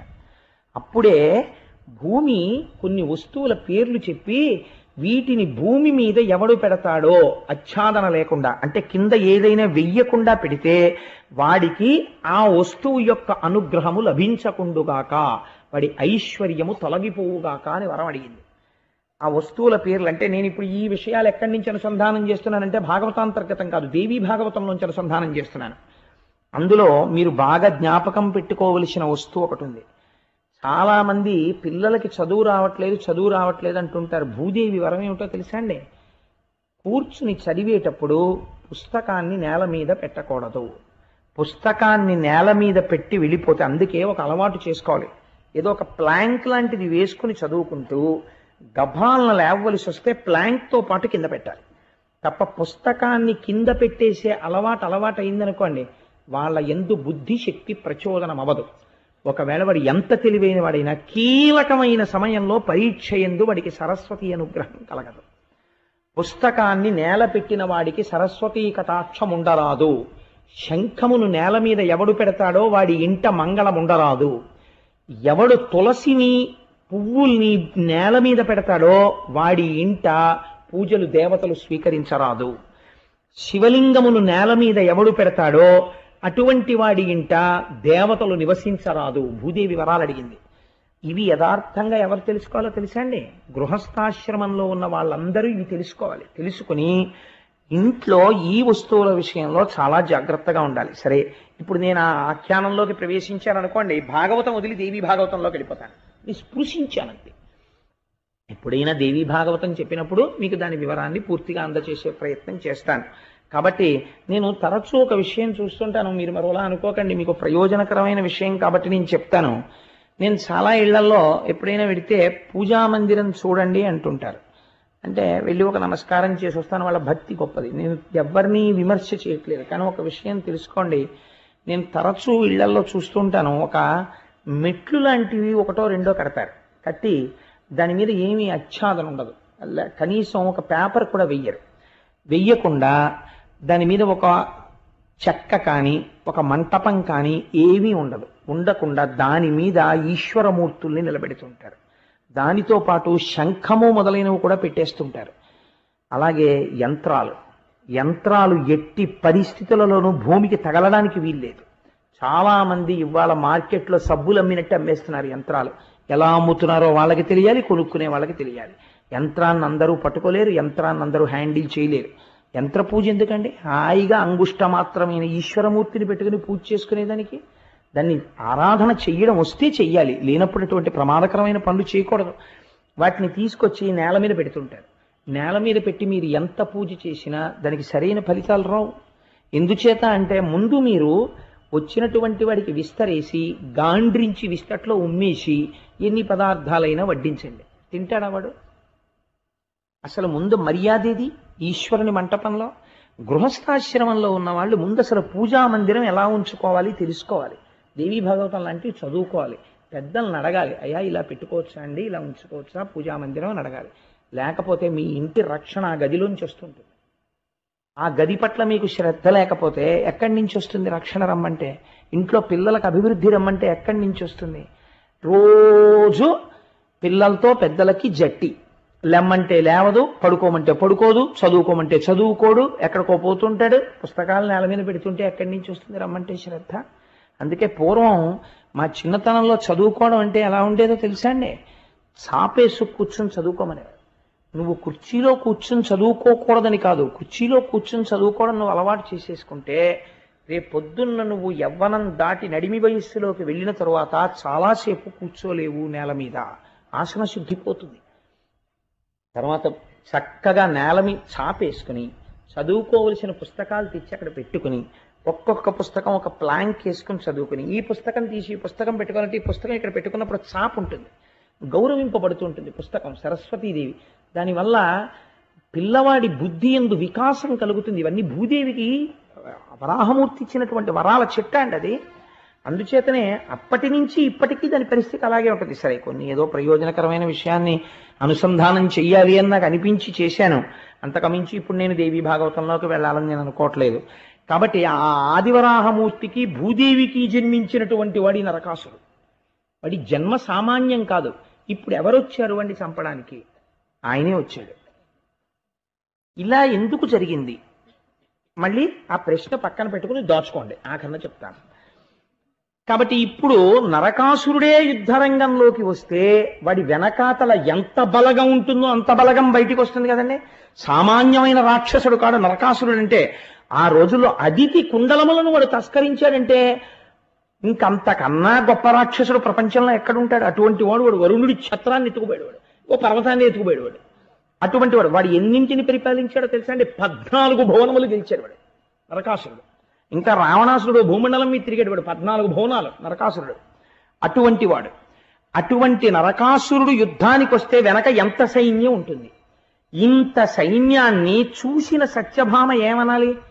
అయ్య బాబోయ్, ఏమిటండి సైన్యం అసలు? మీరు కొంత సైన్యాన్ని తీసుకుని రావలసింది, టిక్కుటక్కులాడించుకుంటూ గరుత్మంతుడు నెక్కొచ్చేశారు అనాలి. ఆవిడ ఏమందో తెలుసా అండి? ఆశ్చర్యకరంగా దీని వెనకాతల ఉన్న రహస్యాన్ని మీరు గుర్తుపెట్టుకోవాలి, మళ్ళీ పక్కన పెట్టుకోండి. కాబట్టి ఇప్పుడు ఆవిడంది, ఏమండి నేను యుద్ధం చేద్దాం అనుకుంటున్నానండి, ఇందాక యుద్ధ భూమికి వస్తానండి, ఇప్పుడు ఏమండి నాకు యుద్ధం చేద్దాం అనిపిస్తోందండి అని గభాలను లేచి, ఇప్పటిదాకా ఎక్కడుంది? మీ భుజములనబడేటటువంటి దుర్గముల మాటునుంటానంది, వెనకాల కూర్చుంది. ఇప్పుడేం చేసింది?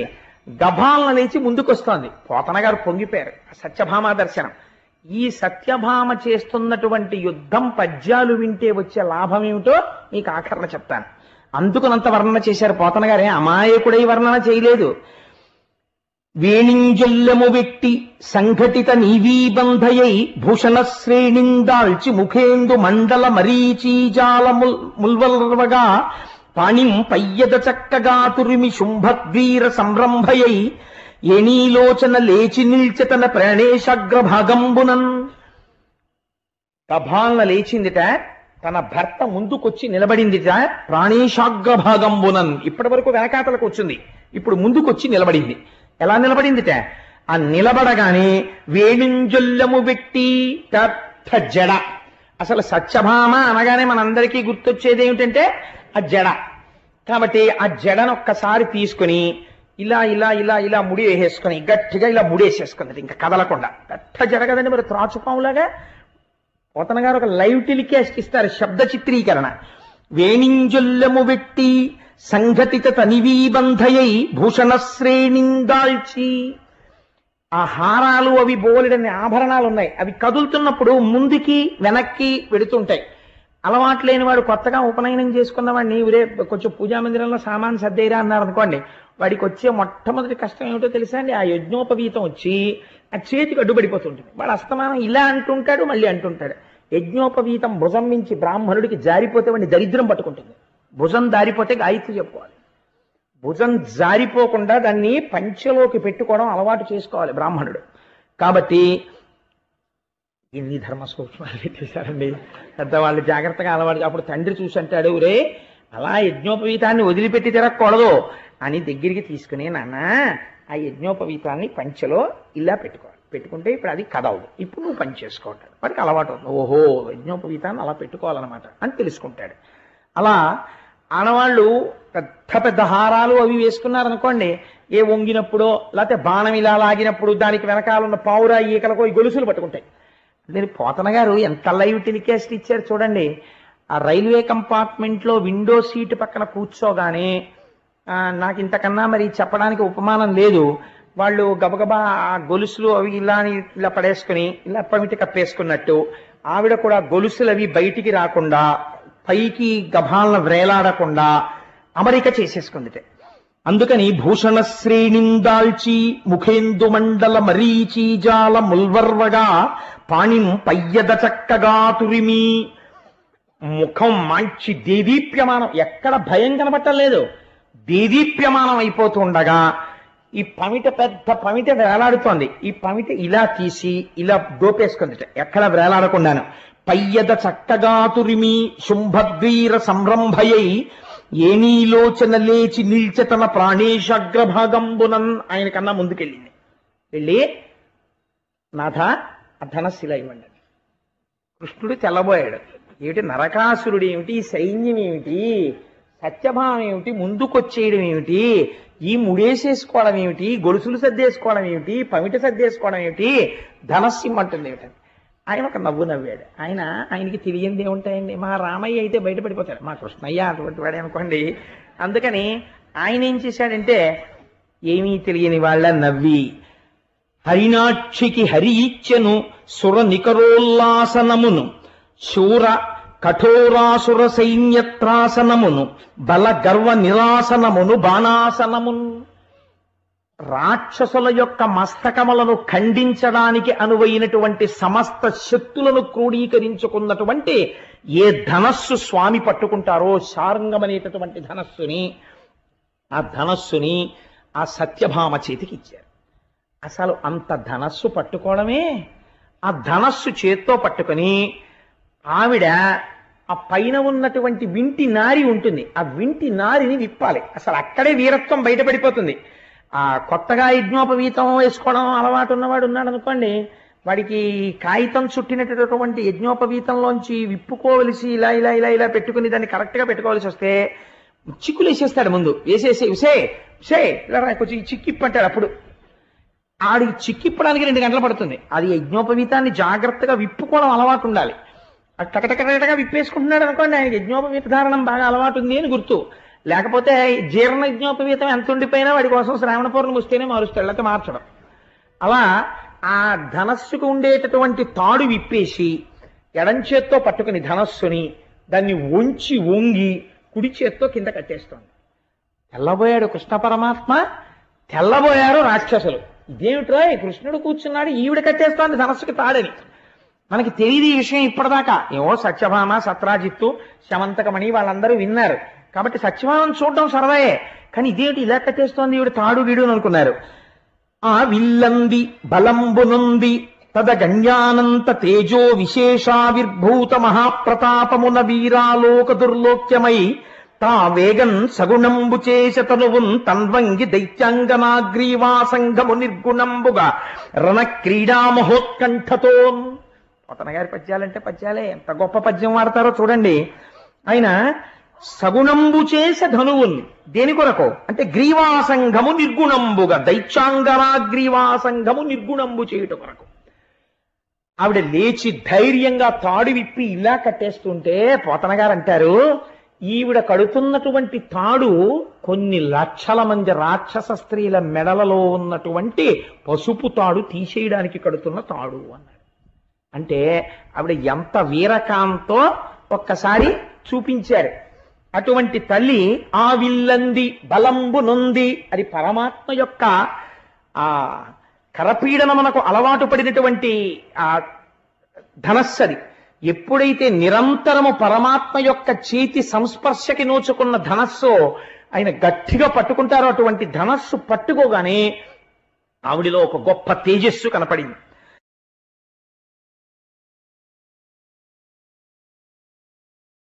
వెంటనే యుద్ధానికి బయలుదేరి ఆ ముందు నిలబడి ఒక్కొక్క బాణం తీసి అభిమంత్రిస్తోంది. మామూలుగా ఏదో బాణాలు వేయడం కాదు, చిల్లర బాణాలు. బాణం చేత్తో పట్టుకొని అభిమంత్రిస్తోంది.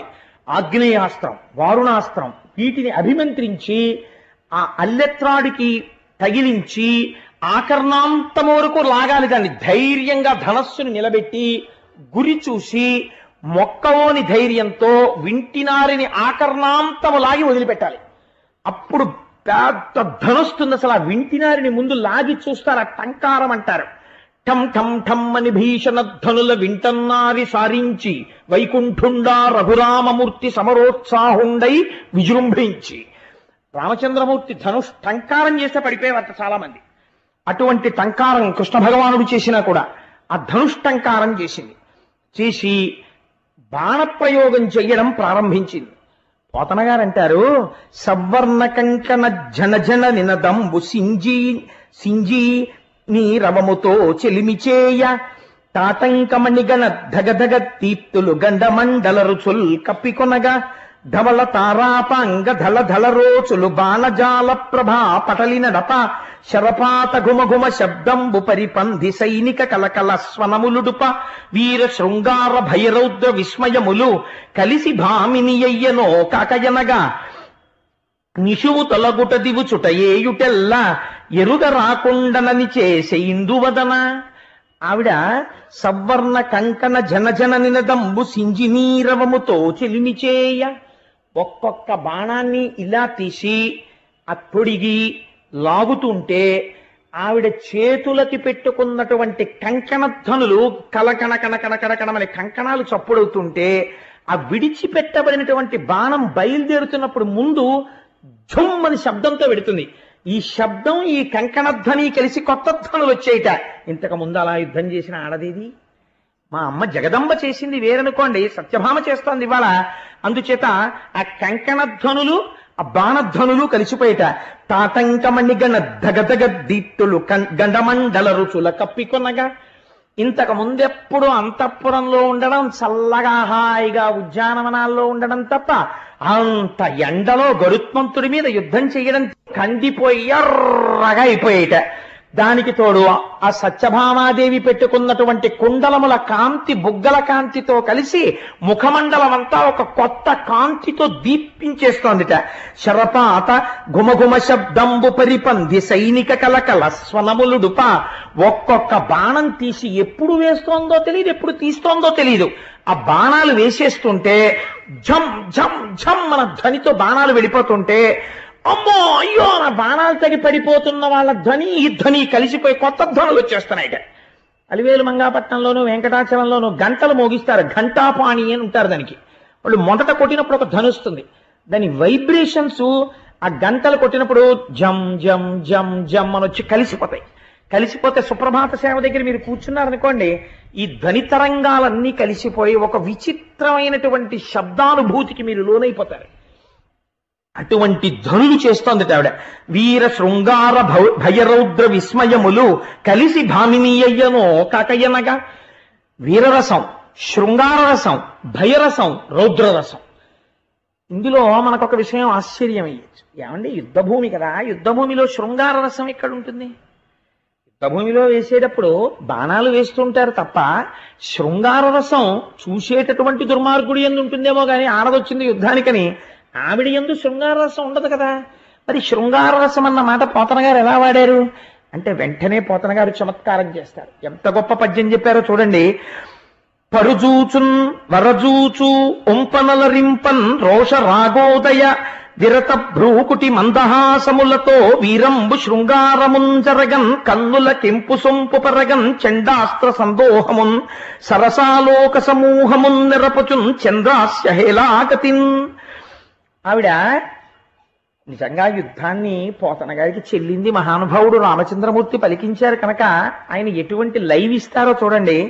పరుచూచున్ ఇటు చూస్తుందట నరకాసురుడి వంక, వాడి సైన్యం వంక చూసి, వరుజూచు ఇటు కృష్ణుడి వంక చూస్తుందట, చూసా నవ్వు నవ్వుతుందట, చూసి ఇంతమంది ఉన్నారు ఏం వేస్తాను అనుకుంటున్నారా చూడండి అని ఓ బాణం తీసి తొడిగి కరెక్టేనా అని ఇలా వేస్తుందట. భ్రుకుటి ముడి వేసి తీవ్రంగా వాళ్ళ వంక చూస్తుందట, విడిచిపెడుతుంది. ఆగ్నేయాస్త్రం వెళ్ళి అక్కడ పడిపోయి వాళ్ళు దహించుకుపోతుంటే అంటుంది. అంటే ఆయన అంటే అట్ట ఇప్పుడు ఏం చేస్తోంది, అటు భయానకం ఇటు శృంగారం ఏకకాలమునందు పోషిస్తోంది. ఇలా యుద్ధం చేసిన వాళ్ళు ఎవరూ లేరు. జగదంబ కూడా యుద్ధం చేస్తే వీరరసంతోనే చేసింది ఆవిడ. ఇలా ఏకకాలమునందు అటు వీరరసం ఇటు శృంగారరసం ఎవరు చేస్తారండి? సత్యభామ చేసింది అలాగా. అందుకని పరుజూచున్ వరుజూచు ఒంపనలరింపన్ రోష రాగోదయా విరత భ్రూకుటి మందహాసములతో వీరంబు శృంగారముంజరగన్ కన్నుల కెంపు సొంపు పెరగన్ చండాస్త్ర సందోహమున్ సరసాలోక సమూహమున్ నెరపుచున్ చంద్రాస్య హేలాగతిన్. అస్త్రశస్త్రములను విడిచిపెట్టేస్తుంటే ఎదురుగుండా ఉన్నవాళ్ళు భయపడిపోయి బాబోయ్ ఏమిటా మొహం అంత కోపం అన్నట్టుండేది. ఇలా కృష్ణుడి వంక చూసినప్పుడు అన్నప్పుడు చంద్రబింబంలా ఉండేది. అమ్మో మా ఆవిడికి ఇన్ని విద్యలొచ్చా అని పొంగిపోయేవట. అలా కృష్ణుడి వంక చూసేదిట. ఏకకాలమునందు రెండు రసములను పోషిస్తూ యుద్ధం చేస్తోంది. ఎందుకు సత్యభామ యుద్ధం అన్నారో, అసలు సత్యభామ యుద్ధం అంటే ఏమిటో చూతురు కానీ ఆఖరణ ఓహో ఇదా తల్లి గొప్పతనం అంటే అని ఆశ్చర్యపోతారు ఆ పేరుకి. అలినీలాలక చూడనొప్పెసగే భృత్యాలీఢ పాదాంబుతో అలిక స్వేద వికీర్ణ కాలకలతో ఆకర్ణ కానీత సల్లలిత జ్ఞానక పుంఖదీధితులతో లక్ష్యావలోకంబుతో వలయాకార ధనుర్విముక్త విశిక వ్రాతాహతారాతి. అలా బాణాలు వెయ్యగా వెయ్యగా వెయ్యగా వెయ్యగా ఆవిడకి వేసుకున్నటువంటి ఆ కేశపాశ కబరీబంధములోంచి కొన్ని వెంట్రుకలు లేచి నల్లటి తుమ్మెదలు ముఖం మీదకొచ్చాయా అన్నట్టుగా నుదురు మీద పడ్డాయిట. కొద్దిగా నుదుటి మీద చెమట పట్టిందిట. ఆ చెమట మీద ఇలా వెంట్రుకలు అంటుకున్నాయిట. ఇంకా రాను రాను రాను రాను పగతులతో యుద్ధం పెరిగిపోతోంది. వాళ్ళు కూడా ఆడదని ఉపేక్షిస్తే వీళ్ళేది చంపేస్తోందని వాళ్ళు కూడా పెద్ద పెద్ద యోధులందరూ ముందుకొచ్చారు. ఇప్పుడు చాలా గురి చూసి కొట్టాలి వాళ్ళ గుండెల మీద. గురి చూసి కొట్టడంలో ఆవిడ కూడా యుద్ధంలో ఎంత వ్యగ్రతని ఎంత తీవ్రతని పొందిందో పోతన గారు చెప్తారు చూడండి. వికీర్ణ కాలకలతో ఆకర్ణ కానీత సల్లలిత జ్ఞానక పుంకదీధితులతో లక్ష్యావలోకంబుతో ఒక్కొక్క బాణం తీసి ఎన్ని కాంతులు ఏకకాలమనందొచ్చాయో పోతన గారు దర్శనమిస్తున్నారు. ఒకటి ఎడమకాలు ముందు పెడుతోందిట, కుడికాలు వెనక్కి పెడుతోందిట, కుడికాలు కొద్దిగా ఉంచుతోందిట. ఎందుకు? ఇప్పుడు గురి చూసి కొట్టాలి యోధుల మీదకి. పెద్ద పెద్ద వాళ్ళందరూ వచ్చారు. అందుకని ఆ గురి చూసి ఎడంకాలు ముందు పెట్టి కుడికాలు వెనక్కి పెట్టి ఆ పాదం ఇలా కొంచెం పైకెత్తి ఉంచుతుంటే ఆ ఎర్రటి పాదంలోంచి వస్తున్న కాంతుల వంక కృష్ణుడు కూర్చుని విస్మయంగా చూస్తున్నట్ట. ఏమిటి మా ఆవిడే ఇన్ని భంగిమలు? ఏదో నాట్యం అనుకున్నానమ్మా బాబోయ్.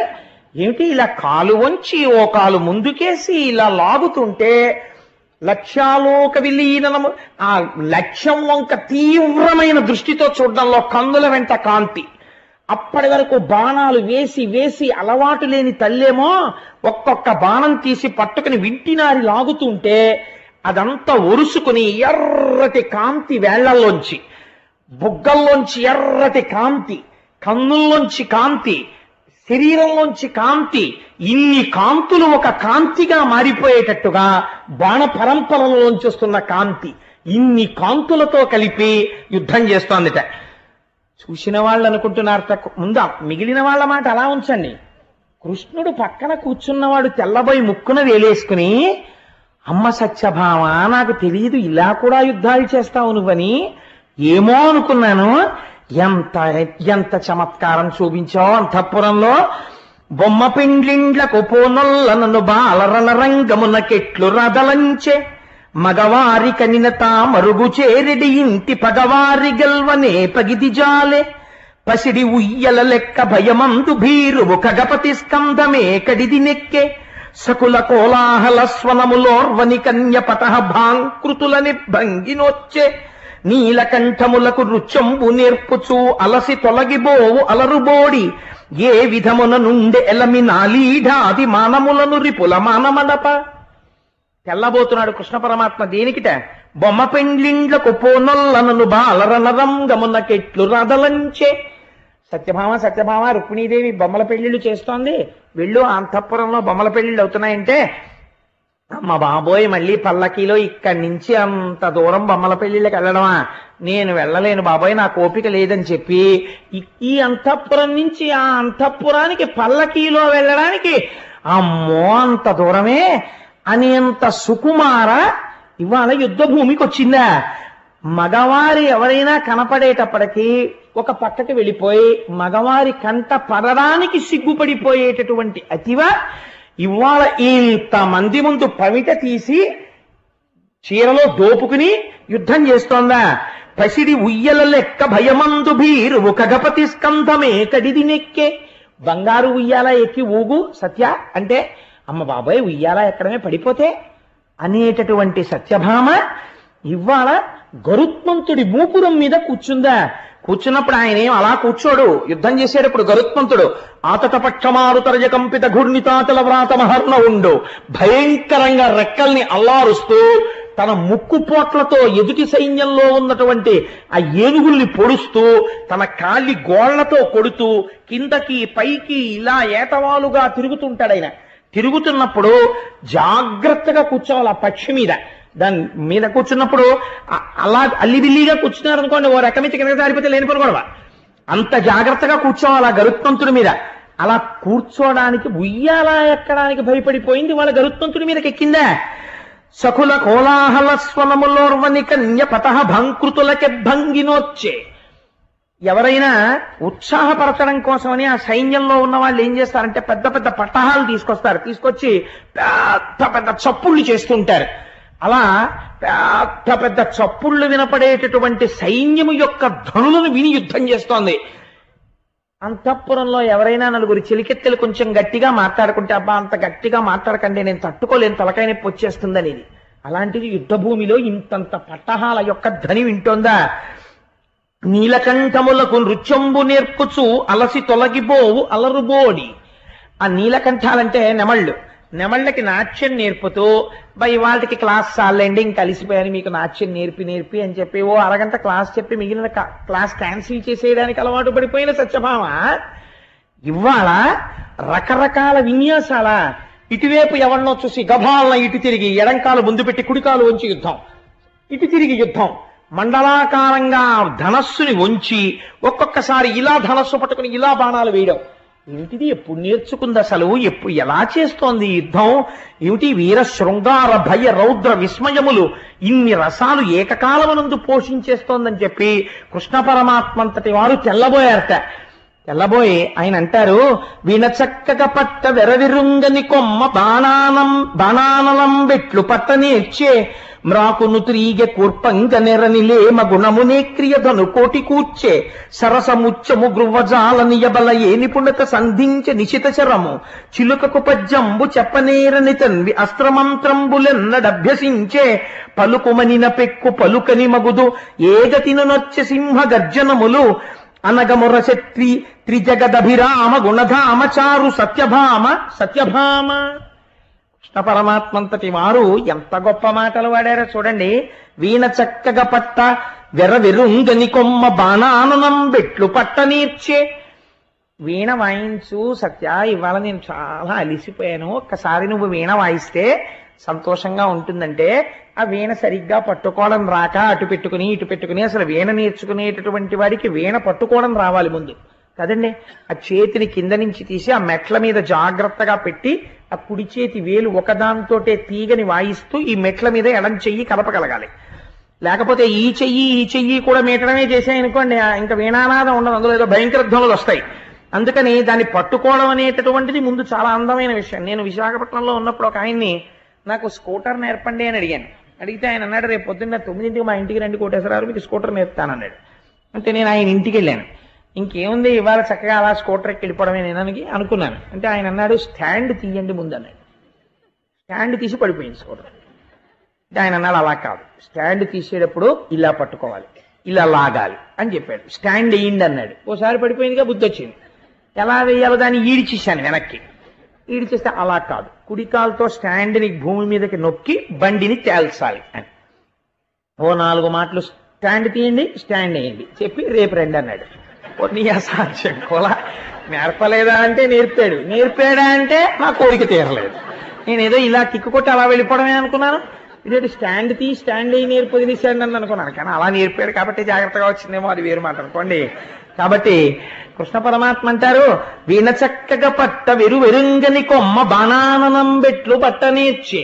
వీణ పట్టుకో అంటే వీణ పట్టుకోవడం సరిగ్గా రానటువంటి సత్యభామ ఇవాళ ఈ బాణ పరంపర ఎలా పట్టుకోగలుగుతోంది?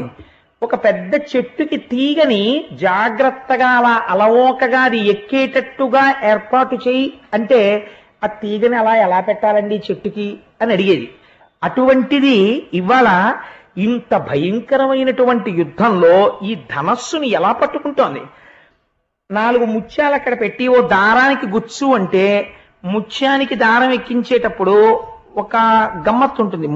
ఎక్కించడం అలవాటు ఉన్నవాడైతే ముందేం చేస్తాడు, ముత్యం ఎక్కించేయడు, దారం చివర ముడేస్తాడు ఎక్కించిన ముత్యం జారిపోకుండా. లేకపోతే ఏమవుతుంది, ఓ ముత్యం ఎక్కించేసి రెండో ముత్యం ఎక్కించడానికి ఇలా ఇలా ఇలా ఇలా ఇలా పైకెత్తాడు అనుకోండి, ఈ ముత్యం జారిపోతుంది. ఎప్పుడూ ఓ ముత్యమే ఉంటుంది దారానికి. అలా అంటుంటే కృష్ణుడు చూసి నవ్వేవాట, అదేం ముత్యాలు ఎక్కించడం, కింద ముడేయాలి సత్య అని. ఓహో ముడేయాలా, ముడేలా వేయాలో అనేది. అంటే ఇలా వేయాలంటే వేలు కట్టేసుకునేది. అప్పుడు అన్నీ నేర్పుకున్నాడు మహానుభావుడు. ముత్యాలు ఎక్కించడం రానటువంటి స్త్రీ ఇవాళ ఏ నిపుణతతో ఇన్ని అస్త్రాల్ని ఇన్ని మంత్రాల్ని చదివి ఇలా ప్రయోగం చేసేస్తోంది బాణాలు. చిలుకకు పద్యంబు చెప్పనేరని తన్వి అస్త్రమంత్రంబులెక్కడ అభ్యసించే. ఓ చిలుకని తీసుకొచ్చి కూర్చోపెట్టో పద్యం నేర్పమంటే అసలు అలా ఉంటాయా అండి అని అడిగే రోజులు వచ్చేసాయి అనుకోండి. ఇప్పుడు చిలకలు ఎక్కడ ఉన్నాయి, చిలకలకు పద్యాలు నేర్పడం మాట దేవుడు వీళ్ళకే రావు పద్యాలు. కాబట్టి ఇప్పుడు ఇంక చిలకకి పద్యాలు నేర్పడం అన్న ప్రశ్నే లేదు, గొడవే లేదు అసలు. అందులో చిలకలకి ఓ గొడవ వదిలిపోయింది, నేర్చుకోక్కర్లేదు. వాటికి వచ్చింది ఏదో వాటికి ఉంటే చాలు. కాబట్టి చిలుకకి ఒక పద్యం నేర్పడంలో అలిసిపోయేటటువంటి స్వభావం ఉన్నటువంటి సత్యభామ ఇవాళ ఇన్ని అస్త్రముల యొక్క మంత్రాలని ఎలా జ్ఞాపకం తెచ్చుకుని వెయ్యగలుగుతోంది? ఏమైనా కాసిన కబుర్లు చెప్తూ అంటే ఇది సాధారణంగా వివాహమైనటువంటి కొత్తల్లో ఉండేటటువంటి సందర్భం.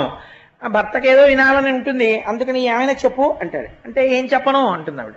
ఏం చెప్పను కాదు, ఏమైనా చెప్పు అంటాడు. ఏమైనా చెప్పు అంటే ఏం చెప్పనంటుంది ఆవిడకు మొహమాట. అందుకని ఆయనకు ఒక అభిప్రాయం ఏర్పడుతుంది, ఎక్కువ మాట్లాడదు అంటాడు. అది చెప్పమనగానే ఇంకా 2 గంటలు శుక్లాంబరధరం విష్ణుం శశివర్ణం చతుర్భుజం అని మొదలెట్టేసింది అనుకోండి. అప్పుడు ఆయన భయపడతారు కూడా, బాబా ఇదేంటి ఇలా స్వస్తి ఎప్పటికి చెప్తుందో, ఈవిడికి కోటేశ్వరరావు ఉపన్యాసాలు ఎక్కువ వినే అలవాటు ఉందో ఏమిటో అనుకుంటారు కదా. అందుకని తక్కువ మాట్లాడే లక్షణం అంటే ఆ దాంపత్య ధర్మాన్ని ఎంత మనస్సులో అవగాహన చేసుకుని ఎంత దర్శనం చేసి రచన చేస్తున్నారో చూడండి పోతన గారు. అది అందుకే ఆ కవి చూడనటువంటి చోటు ఉండదు, తాను మానసిక దర్శనం చేస్తాడు. సత్యభామ కృష్ణుల యొక్క దాంపత్య జీవితములో వాళ్ళిద్దరూ ఏం మాట్లాడుకుంటారో, ఆవిడ ఏం తక్కువ మాట్లాడుతుందో కూడా తాను ఆలోచించి పద్యరచన చేయగలుగుతున్నారు పోతన గారు. ఇది వారి ప్రౌఢిమ, వారి మానసిక ఉపాసన బలం మహానుభావుడిది. కాబట్టి అలా మాట్లాడమంటే ఎక్కువ మాట్లాడనటువంటి పిల్ల ఇవాళ ఏం చేస్తోంది? మామూలుగా యుద్ధం చేయరు, నిశ్శబ్దంగా మాట్లాడకుండా యుద్ధం చేయరు. యుద్ధం చేసేటప్పుడు వాడేదో అరుస్తాడు, ఆగో అనో పెద్ద కేకేస్తారు, సింహగర్జనలు చేస్తుంటారు. ఇంతంత సింహగర్జనలా, ఇంతంత అరుపుల నోర్మోయ్ అని అరుపేసి ఓ అరుపరిచి ఓ బాణం వేస్తుంటుంది. ఏమిటి అరుపులు ఏమిటి, కేకలు ఏమిటి, సింహగర్జనలు ఏమిటి, ఏమిటి సత్యభామే అని అడిగిపోతున్నాడు ఆయన చూసినటువంటి వాడు. అనగమెర్ర శక్తి జగదభిరామ గుణధామ చారు సత్యభామ సత్యభామ. ఈ విధంగా 3 లోకములలో ఉన్న వాళ్ళు కూడా తెల్లబోయేటటువంటి రీతిలో అందరూ ఆశ్చర్యపోయి చూసేటట్టుగా సత్యభామ యుద్ధం చేస్తోంది. జ్యావల్లీధని గజ్జనంబుగా సురల్ సారంగా యుధంబున ఆ వల్లింద్ర శరాసనంబుగా సరోజక్షుండు మేఘంబుగా తా విద్యుల్లత భంగి నింటి సురజిద్దావాగ్ని మగ్నంబుగా బ్రావృత్కాలము చేసే పానచయ మంభశ్రీ కరశ్రేణిగాన్. పోతనగారి ఊహలే వేరుగా ఉంటాయి. ఆవిడ చేసేటటువంటి యుద్ధంలో కృష్ణ పరమాత్మయే మేఘం, ఆవిడే ఆ మేఘం మధ్యలో ఉన్నటువంటి మెరుపుతీగ. ఎందుకంటే వాళ్ళిద్దరూ కూర్చుని ఉన్నారు కాబట్టి. ఆవిడ చేతిలో పట్టుకున్నటువంటి ధనస్సే ఇంద్రధనస్సు, ఆవిడ చేతిలోంచి వస్తున్నటువంటి బాణ పరంపరలే వర్షధారలు. ఈ వర్షధారల కోసమే చూస్తున్న చాతక పక్షులు దేవతలు. ఈ వర్షధారలలో తడిసిపోతున్నటువంటి దావాగ్ని వంటి వారు రాక్షస సైన్యం. కాబట్టి ఈ అగ్నిహోత్రాన్ని చల్లారుస్తోంది, దేవతల యొక్క కోరికే తీరుస్తోంది. అంటే ఎన్ని లక్షల మంది సైన్యాన్ని తెగటార్చిందో ఆ తల్లి. ఇంతమందిని చంపుతోంది. చంపుతుంటే ఏడుస్తున్న వాళ్ళు చాలా మంది ఉన్నారు, ఉల్లాసపడుతున్నవాడు ఒక్కడున్నాడు. ఎవరు? కృష్ణ పరమాత్మ. ఆశ్చర్యపోతున్నాడు ఆయన. రాకేందు బింబమై రవిబింబమై యొప్పు నీరజాతేక్షణ నెమ్మొగంబు కందర్పకేతువై ఘనధూమకేతువై అలరుపు బోడిచే లాంచలంబు భావజు పరిధియై ప్రళయార్కు పరిధియై మెరయునా కృష్ణయై మెలత చాప అమృత ప్రవాహమై అనల సందోహమై తనరారు ఇంతి సందర్శనంబు హర్షదాయి మహాదోషదాయి పరచు ముద్దరాలి బాణవృష్టి హరికి నరికి జూడ అందంద శృంగార వీరరసములోలి విస్తరిల్ల. ఎంత గొప్ప సీసపద్య రచన చేశారంటే నిజంగా పోతనామాచ్యుల వారు. రాకేందు బింబమై, పూర్ణమైనటువంటి చంద్రుడు పౌర్ణమి నాడు ఎలా ఉంటాడో ఆ చంద్రబింబాన్ని చూస్తున్నప్పుడు మనస్సు అంత ఉల్లాసంగా ఉంటుంది. పై ఎంత బాగున్నాడు రా చంద్రుడు అంటారు. పౌర్ణమి నాటి చంద్రుణ్ణి చూసి ఏమిటండి బాబా చంద్రుడు అలా ఉన్నాడన్నవాడిని నేను ఇప్పటిదాకా పుట్టి బుద్ధిరికి తెలియదు. ఆ చంద్రబింబాన్ని చూడగానే ఎవడైనా ప్రసన్నత పొందుతాడు. అబ్బా ఎంత బాగున్నాడో చంద్రుడు అంటాడు. అలా కృష్ణ పరమాత్మకి పూర్ణ చంద్రబింబంలా కనపడుతోందిట, రాక్షసులకి మధ్యందిన మార్తాండ బింబంలా కనపడుతోందిట ఆవిడ ముఖం. కందర్పకేతువై ఘనధూమకేతువై అలరుపు బోడిచే లాంచలంబు. ఆ యుద్ధం చేసేటప్పుడు వంగి ఆ బాణపరంపర వేస్తుంటే ఆ దోపుకున్నటువంటి పవిట ఆ చీరలోంచి బయటికి వచ్చి ఎగిరింది. ఇలాగా ఎగిరితే ఆవిడ ఒక్కసారి మళ్ళీ తీసి ఇలా చుట్టుకుంది, ఇలా దోపుకుంది. ఆ ఎగిరినటువంటి పవిట రాక్షసులకేమో ఏదో తోక చుక్క కనపడినట్టుగా కనపడింది, వాళ్ళ పాలిట దుష్యకులం కింద. కృష్ణ భగవానుడికి మాత్రం అలా చూసేటప్పటికీ కందర్పకేతువై మన్మధుడి జెండాలా కనపడింది. భావజు పరిధి అయి ప్రళయార్కు పరిధి అయి మెరయునా కృష్ణయై మెలత చాప. ఆ తల్లి యుద్ధం చేస్తున్నప్పుడు ఆవిడ ముఖమండలమునందుండేటటువంటి దీప్తి, ఆ కాంతి, గుండ్రమైన కాంతి చూసేటటువంటి రాక్షసులకేమో ప్రళయకాలంలో ఉదయించినటువంటి సూర్యబింబం చుట్టూ ఏర్పడినటువంటి పరివేశంలా కనపడుతోందిట. పక్కనే కూర్చున్నటువంటి కృష్ణ భగవానుడికేమో మన్మధుడు ఏర్పరిచినటువంటి వలయంలా కనపడుతోందిట. అమృత ప్రవాహమై, కృష్ణుడికేమో అమృత ప్రవాహంలా కనపడుతోందిట ఆవిడ. అనల సంతోహమై, అగ్నిపుంజంలా రాక్షసులకి కనపడుతోందిట. తనరారు ఇంటి సందర్శనంబు హర్షదాయి అయి మహారోషదాయి అయి పరచు ముద్దరాలి బాణవృష్టి. ఒకరికేమో సంతోషాన్ని కల్పిస్తోంది, వాళ్ళందరికీనేమో దుఃఖాన్ని కల్పిస్తోంది. ఇలా హరికి చూడ, హరికి సంతోషాన్ని కల్పిస్తోంది, శత్రువులకి బాధ కల్పిస్తోంది. ఇటువంటి భయంకరమైనటువంటి యుద్ధం చేసి చెమట పట్టేసి ముంగురులన్నీ నుదుటు కంటికి పోయినటువంటి సత్యభామ వంక చూసి అప్పటికే అందరూ నిహతులైపోయారు. నరకాసురుడు మాత్రం ఇంకా ప్రాణాలతో నిలబడి ఉన్నాడు. కృష్ణుడి చూసి, సత్య, నీ యుద్ధానికి నేను ఎంతో పొంగిపోయాను. ఇంటికి వెళ్ళిన తరువాత నీకు ఎన్ని ఆభరణములు కావాలో కోరుకో, అన్ని ఆభరణములను నీకు బహుమానం చేస్తాను. ఇంకా ధనస్సు ఇచ్చే, అలిసిపోయావు నువ్వు, ఇంకా అలిసిపోతుంటే నేను చూడలేకపోతున్నాను అని ఆ ధనస్సు పుచ్చుకున్నాడు. పుచ్చుకుంటే నరకాసురుడు అన్నాడు, చేతకాని వాడివై భార్య యుద్ధం చేస్తూ ఉంటే నువ్వు పక్కన కూర్చున్నావు, మా రాక్షస వీరులు ఎందుకు వెయ్యలేదో తెలుసా అస్త్రాలు శస్త్రాలను, ఆడదాని మీద యుద్ధం ఏమిట్రా అని ఊరుకున్నారు. పౌరుషం ఉన్నవాడివైతే ఇప్పుడు రా యుద్ధానికి అన్నాడు. ఆరిపోయే దీపానికి వెలుతురు ఎక్కువ, చచ్చిపోయేటటువంటి వాడికి అరుపులు ఎక్కువ. కాబట్టి ఈ మాట అన్న తర్వాత కృష్ణ పరమాత్మ నిన్ను నిర్జించడానికే కదా నేను వచ్చింది అని ఆ చేతిలో ఉండేటటువంటి సుదర్శన చక్రాన్ని ప్రయోగించారు. ప్రయోగించగానే సుదర్శన చక్రధారల చేత త్రుంపబడినటువంటి నరకాసురుడి యొక్క శిరస్సు కుండలములు ప్రకాశిస్తుండగా డుళ్ళి నేల మీద పడిపోయింది. పడిపోతే ఇక్కడ పోతన గారు మొత్తం నరకాసుర వధకి సంబంధించినటువంటి ఒక గొప్ప రహస్యాన్ని తీసుకొచ్చి ఒక పద్యంలో పెట్టేశారు. ఇల్లాలింగిటి అయిన కాలమున మున్నేనంచు ఘోషింతువో తల్లి నిన్ను తలంచి అయిన ఇచటన్ నన్ను కృపంకావకే చల్లంబోతల త్రించనంచు నిలనాక్షేపించు చందంబునన్ త్రెళ్ళెన్ చప్పుడు కాక భూమి సుతుడు దీప్తాహమక్షోణిపై. ఆ తల తెగిపోయి కింద పడిపోతున్నప్పుడు భూమికి తగిలేటప్పుడు అమ్మని పరిహాసం ఆడినట్టుందిట. అమ్మా, కిటి అయి ఆదివరాహమూర్తిగా ఉన్నప్పుడు నిన్ను భార్యగా స్వీకరించాడుగా భూదేవిని. నిన్ను భార్యగా స్వీకరిస్తే కదా నేను కొడుకుగా పుట్టాను. నా భార్య చూస్తోంది, తల్లి కళ్ళ ముందు కొడుకుని చంపేయడమా అని కూడా చూడకుండా ఆదివరాహావతారంలో ఆయన భార్యని అని చెప్తుంటావుగా, మరి నీ కళ్ళ ముందు నీ కొడుకుని చంపేస్తుంటే ఇప్పుడు ఏమనగలిగావు అని తల్లిని దెప్పి పొడిచాడా అన్నట్టుగా తల భూమి మీద పడిపోయింది అన్నారు. ఎంత చమత్కారమైనటువంటి పద్యమో చూడండి. రాక్షస సంహారం జరిగినప్పుడు ఇటువంటి పద్యం అరుదుగా రాస్తారు. ఇలా ఎందుకు జరిగింది అంటే, ఇప్పుడు మీరు దీన్ని ఒక్కసారి ఒక్కొక్కచో అయితే ఒక మాట చెప్తుంటారు. సత్యభామయే నిర్జించినది నరకాసురుణ్ణి. సత్యభామయే నిర్జించిన నరకాసుర సైన్యాన్నంతటినీ నామమాత్రావశిష్టం చేసేశాక కృష్ణుడు నిర్జించిన ఒకటే. ఇప్పుడు మీరు ఒక్క విషయాన్ని జాగ్రత్తగా సమన్వయం చేసుకుంటే నేను ముందు మిమ్మల్ని అడిగినటువంటి ప్రశ్నలన్నింటికీ జవాబు దొరుకుతుంది నరకాసుర వధలో.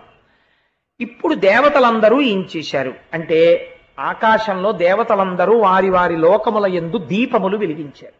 నరకాసురుడు మరణించినాడు అని పరమ సంతోషంతో. ఎందుకు అలా నరకాసురుడు చచ్చిపోతే దీపాలు వెలిగించడం ఎందుకు? వాడు చచ్చిపోయి కూడా అమావాస్య నాడు చచ్చిపోయాడు. దీపావళి అమావాస్య అని కదా అంటాం కార్తీక మాసం దగ్గర. అందుకని అమావాస్య నాడు మరణించాడు వాడు. దీని వెనకాతల ఉండేటటువంటి రహస్యాన్ని మీరు జాగ్రత్తగా అర్థం చేసుకునే ప్రయత్నం చెయ్యండి. నిజంగా ఈ నరకాసురుడు అన్నవాడు ఎక్కడ ఉంటాడు అంటే, నరకాసురుడు అన్నవాడు ఎక్కడో ఉండడు, ఇక్కడ ఉంటాడు.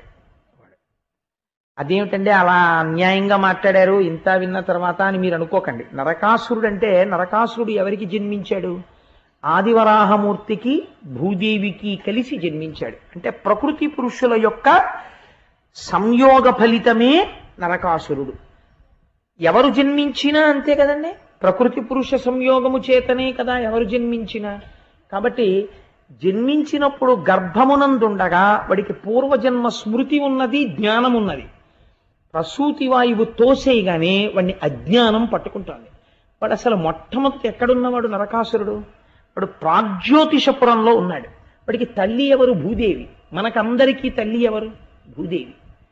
అదేమిటంటే, మా అమ్మగారు ఉన్నారు కదా, మరి భూదేవి తల్లి ఎలా అవుతుంది అని మీరు నన్ను ప్రశ్న వేయచ్చు. పోషణ ఎవరు చేస్తారో వారిని తల్లి అని పిలుస్తారు. పోషణ పృథివీ చేస్తోంది. ఎందుచేత? అమ్మ పాలివ్వాలనుకోండి, అమ్మ పాలివ్వాలంటే అమ్మ పోషకాహారం తింటే కదా పాలిస్తుంది. అమ్మకి ఆహారం ఎక్కడి నుంచి వస్తుంది? పృథివీలోంచి వస్తుంది. పృథివీ వికారమైన ఒక యాపిల్ పండును అమ్మ తింటే ఆ పృథివీ వికారమైన యాపిల్ పండు అమ్మ దగ్గర పాలగా మారుతున్నాయి. ఆ పాలు పృథివీ వికారమైన ఈ శరీరం పుచ్చుకుని మళ్ళీ ఇంకొంచెం పృథివీ వికారంగా పెరుగుతోంది, పెద్దదవుతోంది. కాబట్టి ఇప్పుడు అందరినీ పోషించేది ఎవరు? అమ్మ పోషిస్తోంది. కాబట్టి భూదేవి అమ్మ. వీడేమన్నాడు? నాకు అమ్మ ఎవరో తెలియడం లేదు అన్నాడు. కాబట్టి దేన్ని వదిలిపెట్టాడు? ప్రాగ్జ్యోతిషపురాన్ని విడిచిపెట్టి వాడు మాహిష్మతీపురంలో ఎక్కువ గడుపుతూ ఉండేవాడు. ప్రాగ్జ్యోతిషము, ప్రాక్ అంటే పూర్వకాలమునందు ఎప్పుడూ ఉన్నది, మొదటి నుంచి ఉన్నది. జ్యోతిష్ అంటే ఏదది? ఇక్కడే ఉన్నటువంటి ఆత్మవస్తువు. ఈ ఆత్మవస్తువుని తెలుసుకోవడానికే మనం ఇందులోకి వచ్చాం. ఇందులో ఉండి ఈశ్వరుని యొక్క అనుగ్రహాన్ని పొందడానికి, ఈశ్వర దర్శనమును పొందడానికి ఇందులోకి వచ్చాం. కానీ ఇందులోకి రాగానే వాడు ఏం చేశాడు? ప్రాగ్జ్యోతిషపురానికి దూరంగా ఉండడం మొదలుపెట్టాడు. మాహిష్మతీపురానికి వెళ్ళాడు.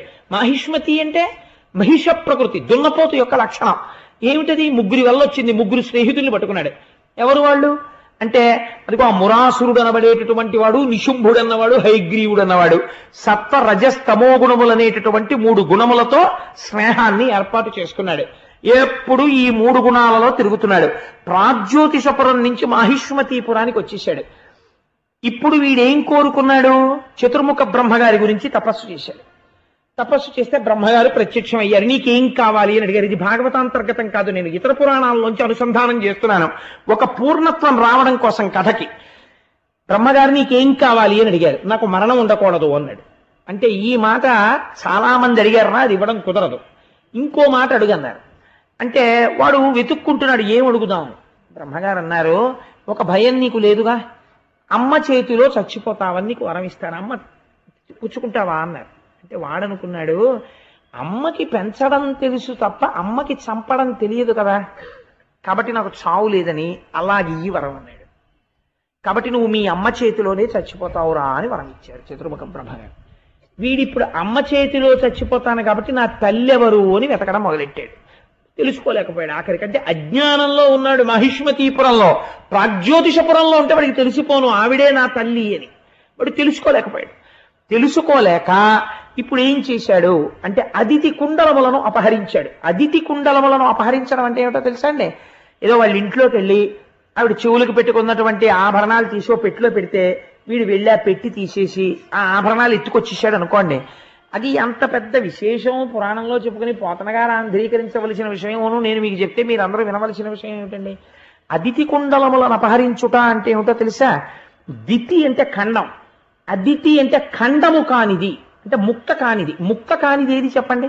ఆకాశం. మీరు ఇప్పుడు ఈ తివాచీను ముక్క చేస్తానన్నారు అనుకోండి, చేయగలరు.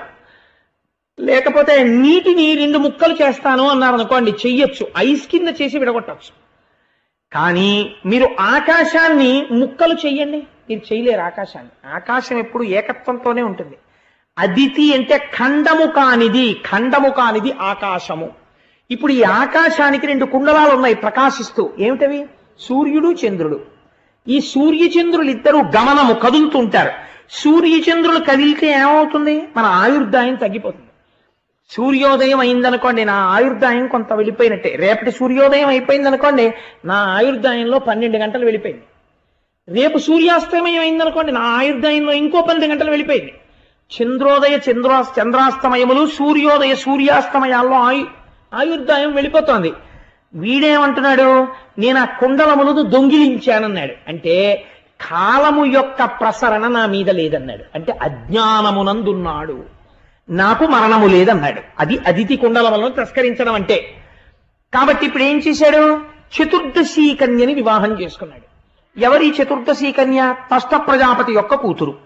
త్వష్ట అంటే ఎవరు? త్వష్ట అంటే తొలుచున్నది అని నిఘంటువులకు అర్థం. తొలిచేది మాయ. మాయ అంటే ప్రకృతి. ప్రకృతి అంటే 14 భువనాలు. 14 భువనాలే చతుర్దశి. కాబట్టి చతుర్దశీ కన్యని వివాహం చేసుకున్నాడు. అంటే 14 భువనములు మాయకి చిక్కి ఈ భోగభాగ్యాలన్నీ శాశ్వతం అనుకున్నాడు. కాబట్టి ఇప్పుడు ఏమైంది? త్వష్ట ప్రజాపతి యొక్క కుమార్తె అయిన 14 భువనములను తనదనుకుంటున్నాడు. అనుకుని ఈ చతుర్దశి తనది తనది అన్నాడు.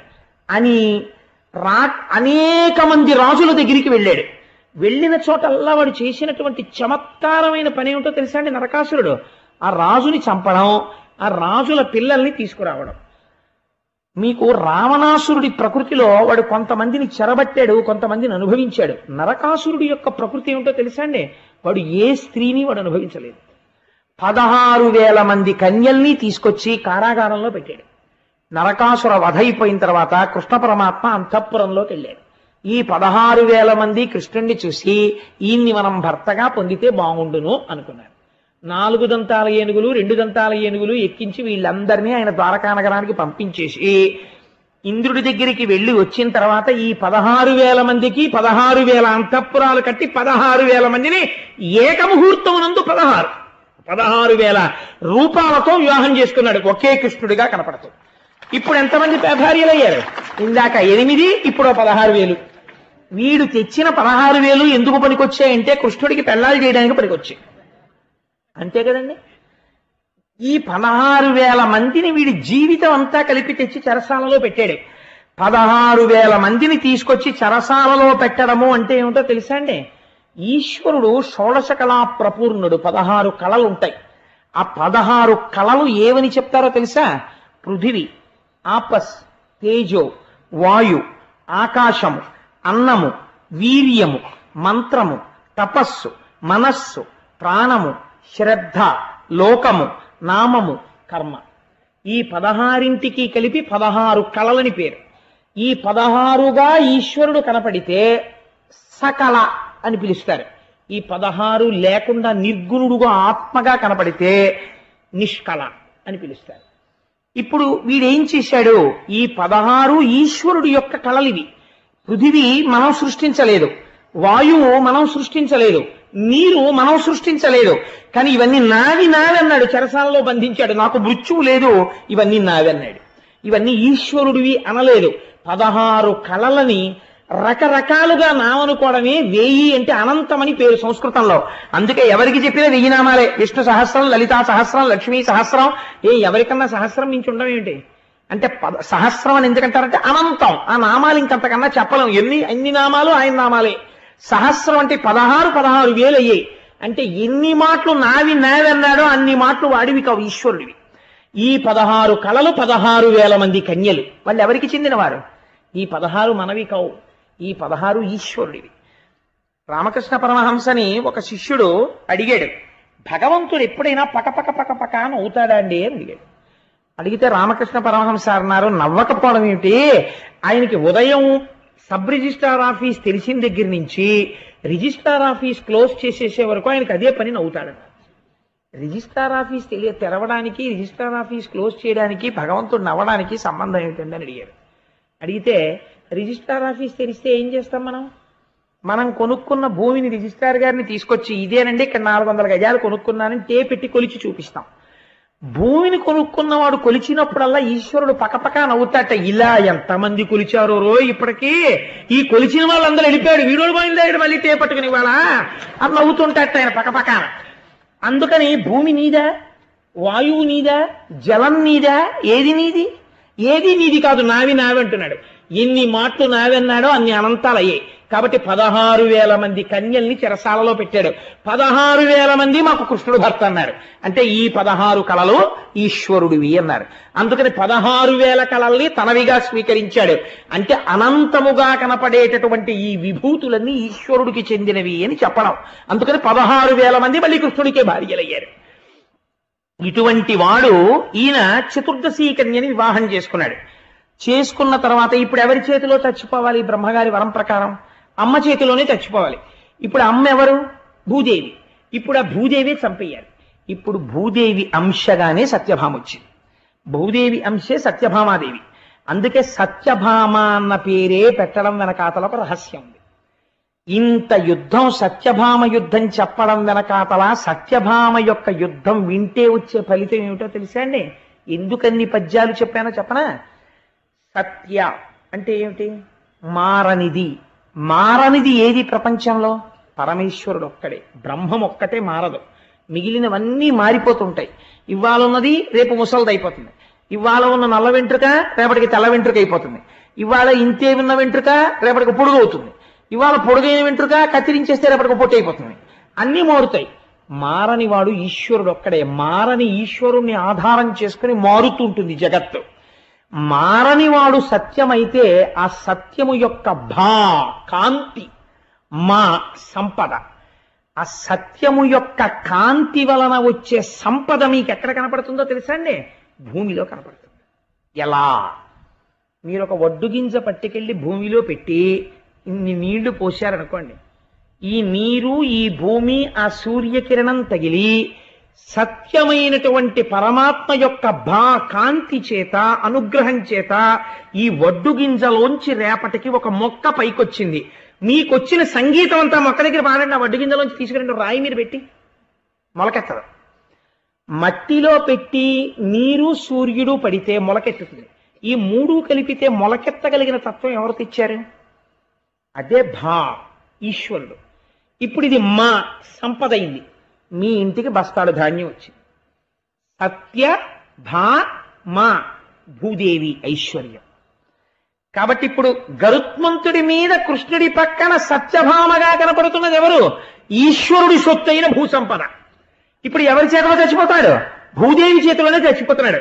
చతుర్ముఖ బ్రహ్మగారు ఏమన్నారు? మీ అమ్మ చేతిలో చచ్చిపోతా ఉన్నారు. ఇప్పుడు సత్యభామ అంటే ఎవరు? సాక్షాత్ ఈశ్వరుడి పత్ని అయిన భూమి. ఆ సంపద, సంపద రాశీభూతమై ఆయన పక్కన నిలబడింది. లక్ష్మీ అంశ అయితే రుక్మిణి, భూవంశ అయితే సత్యభామ. అందుకని ఆవిడికి ఇంకో పేరు ఉండదు, సత్యభామగానే ఉంటుంది. అందుకని సత్యభామగా వచ్చి బాణప్రయోగం చేసింది. ఎప్పుడు చచ్చిపోయాడు? అమావాస్య నాడు చంపేశారు నరకాసురుడు. అమావాస్య నాడే చంపడం ఎందుకు అంటే, నరకాసురుడు చచ్చిపోతే పట్టాభిషేకం ఎవరికి అవుతుందో తెలుసా అండి? భగదత్తుడికి అవుతుంది. భగదత్తుడు ఎవరు? నరకాసురుడి కొడుకు. నరకాసురుడి కొడుకు పేరు భగదత్తుడు. నరకాసురుడు అమావాస్య నాడే చచ్చిపోవాలి. అమా అంటే కూడా అని. అమా అమా అంటే సంస్కృతంలో కూడా కూడా అని. వాస అంటే ఉండుట ఉండుట అని. చంద్రమా మనసో జాత చక్షో సూర్యో అజాయత అంటుంది పురుష సూక్తం. మనస్సుకి చంద్రుడికి సంబంధం. అమావాస్య నాడు చంద్రుడు ఉండడు. అంటే మనస్సు ఏమైపోయింది? ఇప్పటి వరకు నేను నాది అని సంసార భావమునందు ఉన్నటువంటి మనస్సు సూర్యుడిగా ఉన్న నారాయణుని ఎందుకు కలిసిపోయింది? ఈ చంద్రుడి యొక్క తేజస్సు. కాబట్టి ఇప్పుడు ఎక్కడుంది మనస్సు? కూడిపోయింది ఆయనతోటి. అమావాస్య అంటే కూడి ఉండుట, ఆయనతో కలిసి ఉన్నది.